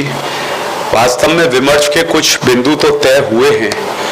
यमुना जी हम सबकी ब्रज की अधिष्ठात्री हैं, कम से कम इतना तो संकल्प हम ले सकते हैं कि यमुना जी के पास जाना शुरू करें। देवाशीष जी ने भी यमुना जी पे बताया, विकास जी ने भी विमर्श के 2-3 बिंदु हमको दिए हैं और रेणुका जी ने तो विस्तार से काफी बताया है।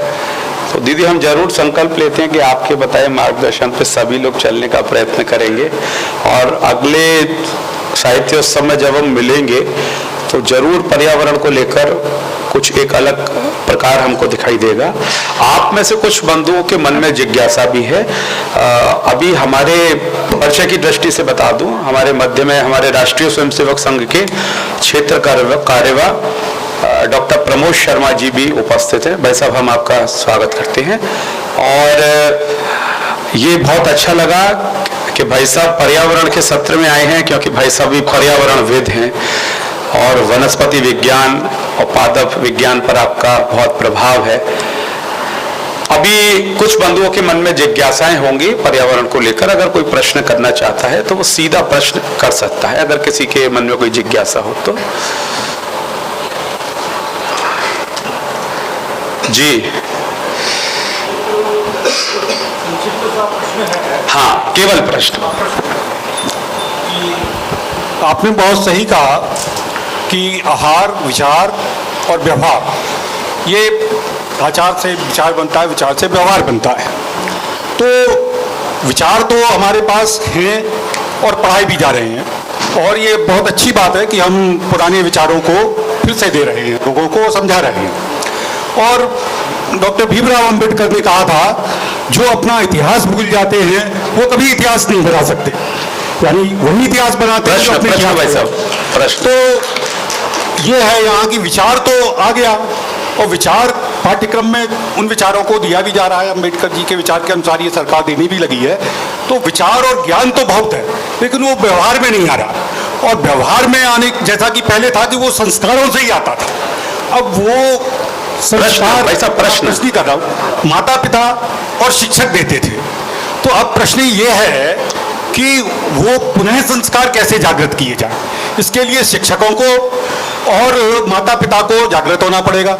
लेकिन पहले ना एडल्ट एजुकेशन ने हमको ऐसा कुछ ओरिएंट किया, तमाम लोग वो माता पिता हो गए, और ना शिक्षक, मॉडर्न शिक्षक है वो इन संस्कारों को दे रहे हैं, विचार दे रहे हैं, ज्ञान बढ़ा रहे हैं, लेकिन संस्कार नहीं दे रहे। प्रश्न क्या है? संस्कार कैसे जेनरेट किए जाए, संस्कारों को उस वक्त कैसे सिंचित किया जाए, ये समस्या है। ये तो रेणुका जी के संबोधन में आ गया इसका। श्री राधे, आपका बहुत सुंदर प्रश्न है।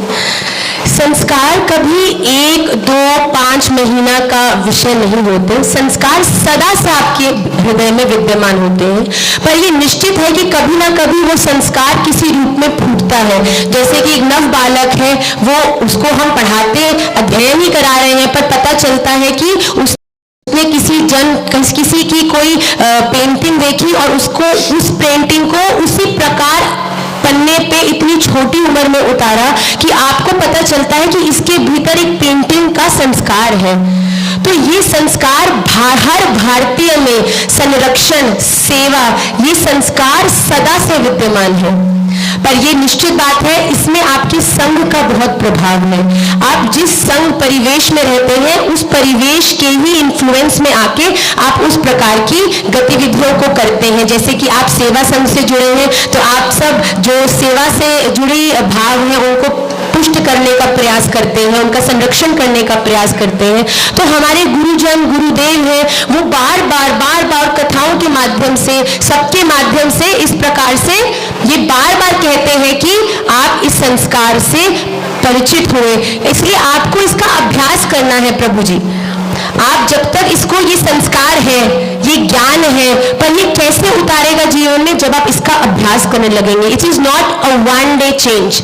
आपको ध्यान रखते हुए कि मेरा जन्मदिन है, मुझे अपने बच्चे, पोती, दादा के सामने एक वृक्षारोपण करना ही करना है, जिससे कि वो भी याद रखे कि हमारा जन्मदिन है, तो हमें उन्हें बताना नहीं पड़े कि जन्मदिन हो तो वृक्षारोपण किया जाए। इस संस्कार को हम आज नियमित रूप से लागू करेंगे, तभी आगे आने वाली जनरेशन इसे एक अपने माता पिता के चरणों में सम्मान के रूप में अडॉप्ट करेंगी। आप अपना नाम बता दीजिएगा, पर माइक दे दीजिए। केवल प्रश्न। जी मेरा नाम पुष्पेंद्र कुमार है और मैं बलदेव मथुरा का निवासी हूँ। ठीक है। मेरा मंचासीन अधिकारियों से एक विनम्र प्रश्न है कि आज के समय में एक मंडल स्तर से लेकर के और केंद्र स्तर तक कहीं ना कहीं हमारी विचारधारा के लोग हैं जो जिनके लिए यमुना मैया पूजनीय है, जैसे आपके लिए हैं, वैसे मेरे लिए हैं, वैसे उनके लिए भी हैं। और प्रयास भी पूरे हो रहे हैं, कभी आंदोलन होते हैं, कभी अभियान निकलते हैं, विचारधारा भी हमारी वही है, लेकिन उसके बावजूद भी आज यमुना मैया की जो दुर्दशा है वो किसी से छुपी नहीं है।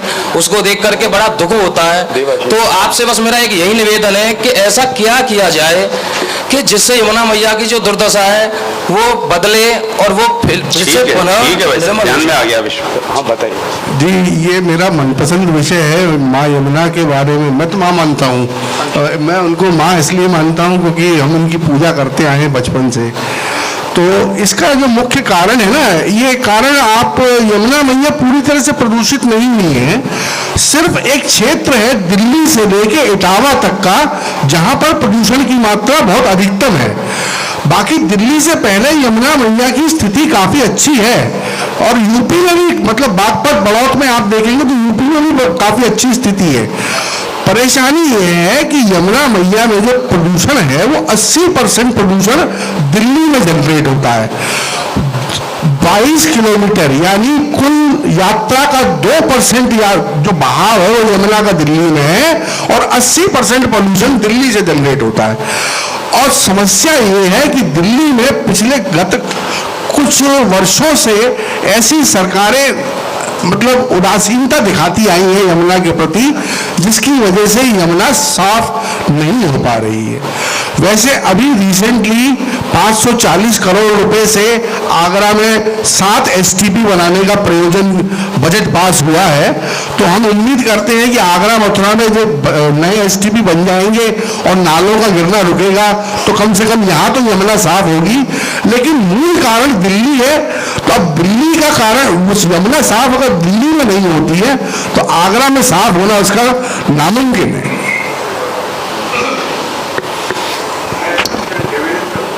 माइक चालू कर दीजिए भैया, माइक चालू। नाम बता दीजिएगा भाई साहब। विनोद है मेरा नाम। और दीदी ने बहुत अच्छा बताया, 3 आहार, विचार और व्यवहार। मेरा एक निवेदन और था दीदी कि क्या हम इसमें आचरण को और ऐड करें, आचार, विचार, आहार और व्यवहार। क्योंकि आचरण हमारा सही हो तो संगी साथियों का, समाज का, और क्या इस बड़े यज्ञ में इसको ऐड करने से बात बनेगी क्या? जी पुच्छेंगे। मेरा भाव व्यवहार से केवल ऊपरी व्यवहार नहीं है, तभी ये आचरण में उतारने योग्य व्यवहार ही है। आचरण का अर्थ है कि आप उसको अपने जीवन में उतारें पहले। तो जो आपको आपके स्पेशल डेज पर इस प्रकार के वृक्षारोपण को जोड़ने का और गंगा मैया यमुना महारानी को स्वच्छ करके आने का जो अभियान है, वो आचरण के अंतर्गत ही उसे मैं स्वीकार करती हूँ। श्री राधे। भाई साहब केवल प्रश्न, नाम बता दीजिएगा।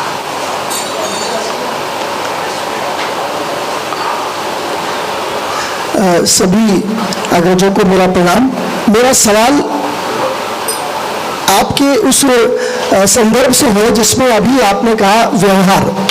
तो व्यवहार में हम लोग ये समझते हैं कि हमारा आपसी व्यवहार, लेकिन मैं जिस एक सजेशन है, प्रश्न के साथ सजेशन है कि हम लोग जब गंगा जी में अस्थियां विसर्जित करते हैं तो उसका उद्देश्य होता है कि वह जो अस्थियां हैं उसमें जो कैल्शियम है वो पानी को प्यूरिफाई करता है। डॉक्टर साहब मैं सही हूँ? तो ये हमारे यहाँ बहुत पहले से प्रचलन है जल को स्वच्छ बनाने का। मेरा निवेदन ये, क्या हम ऐसी पूजा पद्धति व्यवहार में ला सकते हैं, जैसे जमुना जी पे हम जाते हैं, लोग फूल चढ़ाते हैं, पुष्प और भी अन्य चीजें चढ़ाते हैं, क्या हम ऐसी पद्धति को शुरू कर सकते हैं, व्यवहार में ला सकते हैं जिससे वाटर प्यूरिफाई हो? जैसे पोटेशियम परमैंगनेट हम यूज करते हैं वाटर प्यूरिफिकेशन के लिए, और डॉक्टर साहब बेहतर जानते होंगे बहुत सारे ऐसे केमिकल्स हैं जो। प्रश्न मेरा यही है, क्या हम ऐसी पूजा पद्धति को अपने जीवन में ला सकते हैं, ऐसी पूजा पद्धति का प्रचार प्रसार कर सकते हैं जो इस प्रकार हमारे वाटर प्यूरिफिकेशन में हेल्प करे? Thank you. ये जानना अति अनिवार्य है कि आपकी पूजा पद्धति क्या चीज आपके पूजा में है जो प्रदूषित कर रही है और क्या लाभप्रद है। अगर आप पूजा के रूप में अगर यमुना जी को पुष्प चढ़ा रहे हैं तो आपको ये पता होगा कि जो पुष्प है वो मछलियां जो है उसे ग्रहण करती हैं।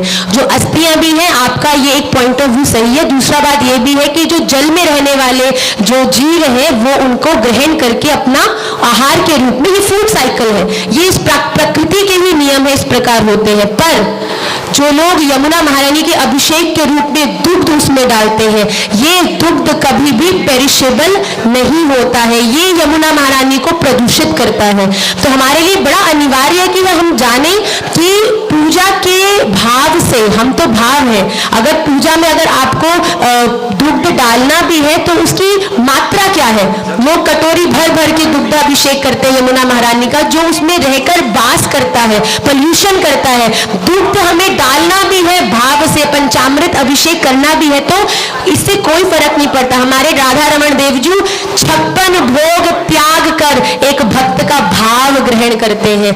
इस बात को सदा याद रखिए। आपकी 3 कटोरी पंचामृत डालने से ठाकुर जी उतने ही प्रसन्न होंगे जितने एक बूंद अगर आप यमुना महारानी को दें। तो इन बातों पर विचार होना चाहिए कि क्या उनके लिए हानिकारक है और क्या लाभदायी। हाँ रामबाबू जी, एक प्रश्न बस, आखिरी एक यही प्रश्न है बस। डॉक्टर रामबाबू हरिद,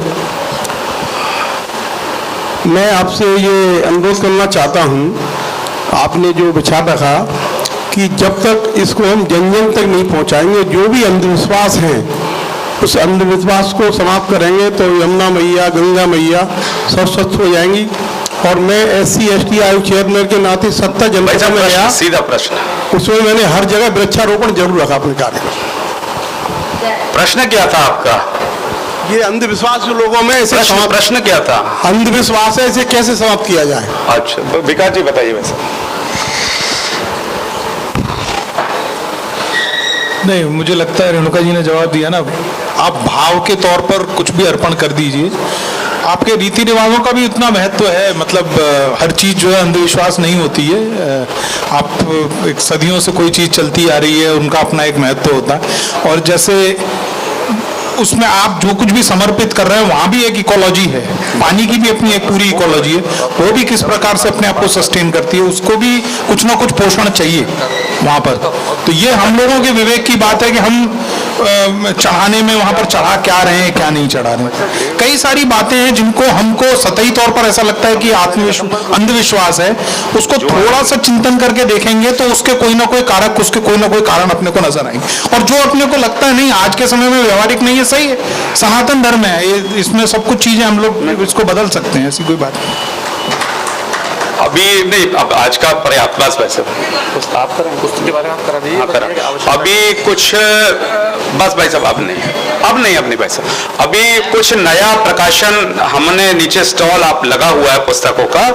तो भारतीय मुसलमानों के हिंदू पूर्वज, बहुत अच्छी पुस्तक है और सुरुचि प्रकाशन नई दिल्ली से ये प्रकाशित हुई है। आप जाएंगे नीचे तो पुस्तक जरूर लेकर जाइएगा। मैंने कल भी आपसे अनुरोध करा, आप लोगों ने पुस्तकें खरीदी भी। तो वो साहित्य उत्सव की सार्थकता जब ही है जब आप घर जाएंगे तो एक राष्ट्र भाव से ओतप्रोत साहित्य आप लेते हुए जाएंगे। आओ जाने भारत ज्ञान पहेली, परिवार प्रबोधन, अपने बच्चों को आप जरूर ये पुस्तक पढ़ाइएगा, परिवार प्रबोधन। और भारत परिचय, ये प्रश्न मंच, ये भी परिवार प्रबोधन का इंग्लिश वर्जन है, इसको भी आप लिख सकते हैं। इसका परिचय हो गया, इसका भी हो गया।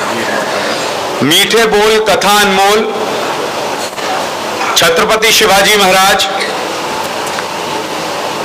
स्वयंसेवक की सामाजिक भूमिका, बहुत अच्छी पुस्तक है सुरुचि प्रकाशन की, इसको भी आप लेकर जाइएगा।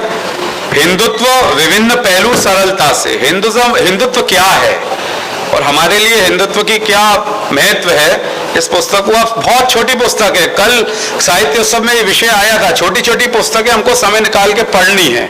और हम पढ़ेंगे तो हमको देखकर हमारे बच्चे भी पढ़ना शुरू करेंगे, तो हमको स्वयं पुस्तकें पढ़ना पड़ेगा।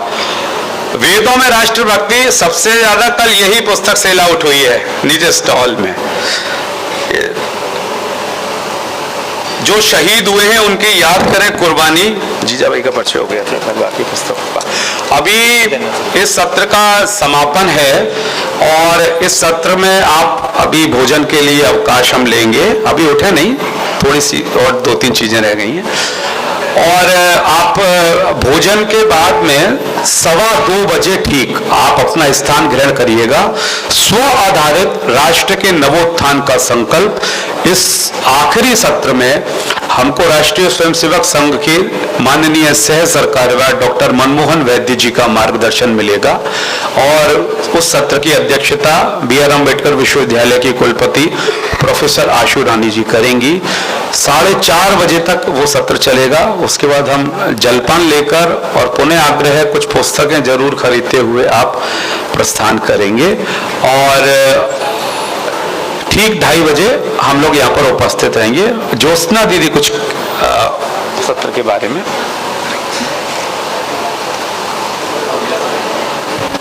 अशोक जी, हमने अभी एक बहुत ही गरिमामय सत्र को सुना और इस सत्र में आए हुए अपने अतिथियों के स्वागतार्थ सबसे पहले हम छोटा सा तुलसी का, अपनी तुलसी मैया का एक विरवा जो है भेंट करेंगे। प्रथम इसमें मैं आदरणीय देवाशीष भट्टाचार्य जी को ये छोटा सा वृक्ष पौधा देने के लिए हमारे शहर के DGC रेवेन्यू आदरणीय अशोक चौबे जी भाई साहब को यहाँ पर आमंत्रित करती हूँ। आपने बोला था ना भाई साहब कि रेणुका जी को देंगे, रेणुका जी को आपने कहा। क्षमा करें।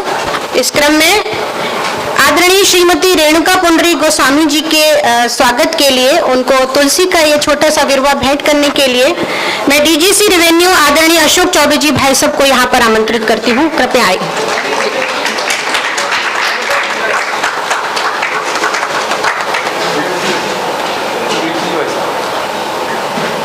इसी श्रृंखला में आदरणीय विकास सारस्वत जी के लिए पुष्प ये पौधा देने के लिए मैं आदरणीय राष्ट्रीय स्वयंसेवक संघ ब्रज प्रांत के सह प्रचार प्रमुख आदरणीय कीर्ति जी भाई साहब को यहाँ आमंत्रित करती हूँ कि कृपया आप उन्हें ये पौधा प्रदान करें।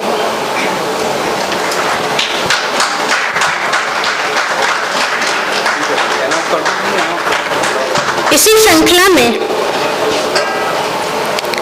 आदरणीय देवाशीष भट्टाचार्य जी के स्वागत के लिए तुलसी का ये विरवा देने के लिए हम अपने ब्रज साहित्योत्सव के संयोजक आदरणीय मधुकर चतुर्वेदी जी को यहाँ आमंत्रित करते हैं, कृपया आएं।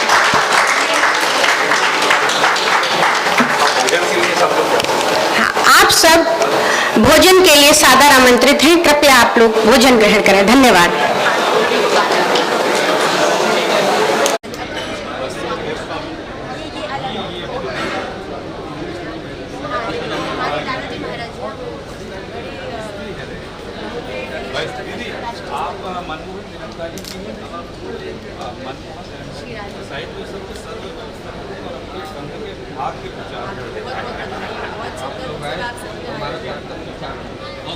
अब आप सबन को वृंदावन से में आमंत्रित करते हैं।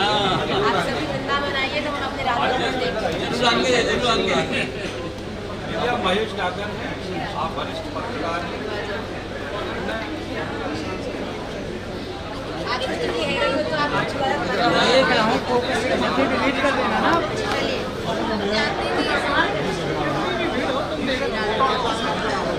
कराओ कैमरा लो ना जल्दी से, लो जल्दी लो।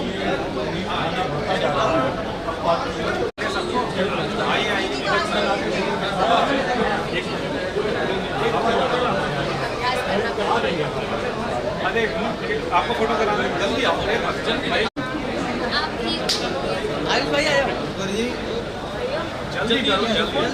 अरे हाँ जी मेरा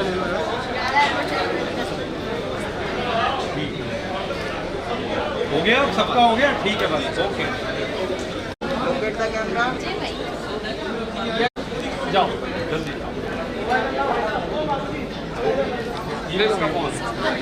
चिड़ी ले लो ना जल्दी से। हो गया?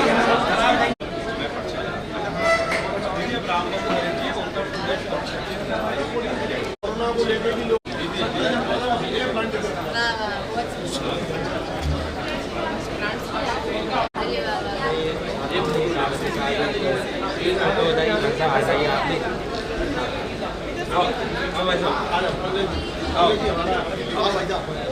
कैमरे से ले लो।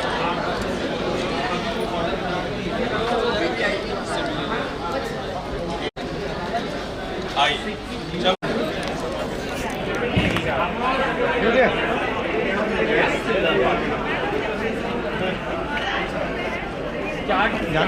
जाते के लिए अभी कहाँ जाएंगे, खाना खाएंगे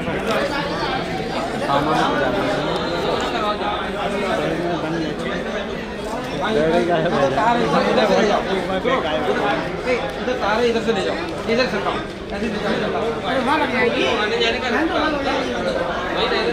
वही ले जाओ, वही ले जाओ।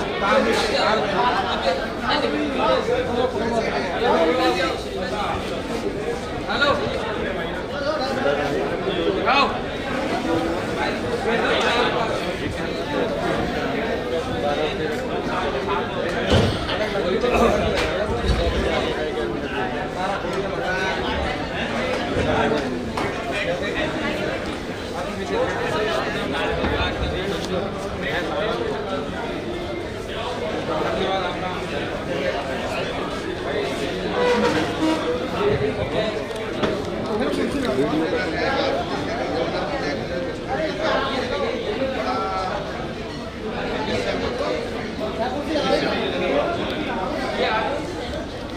Yeah.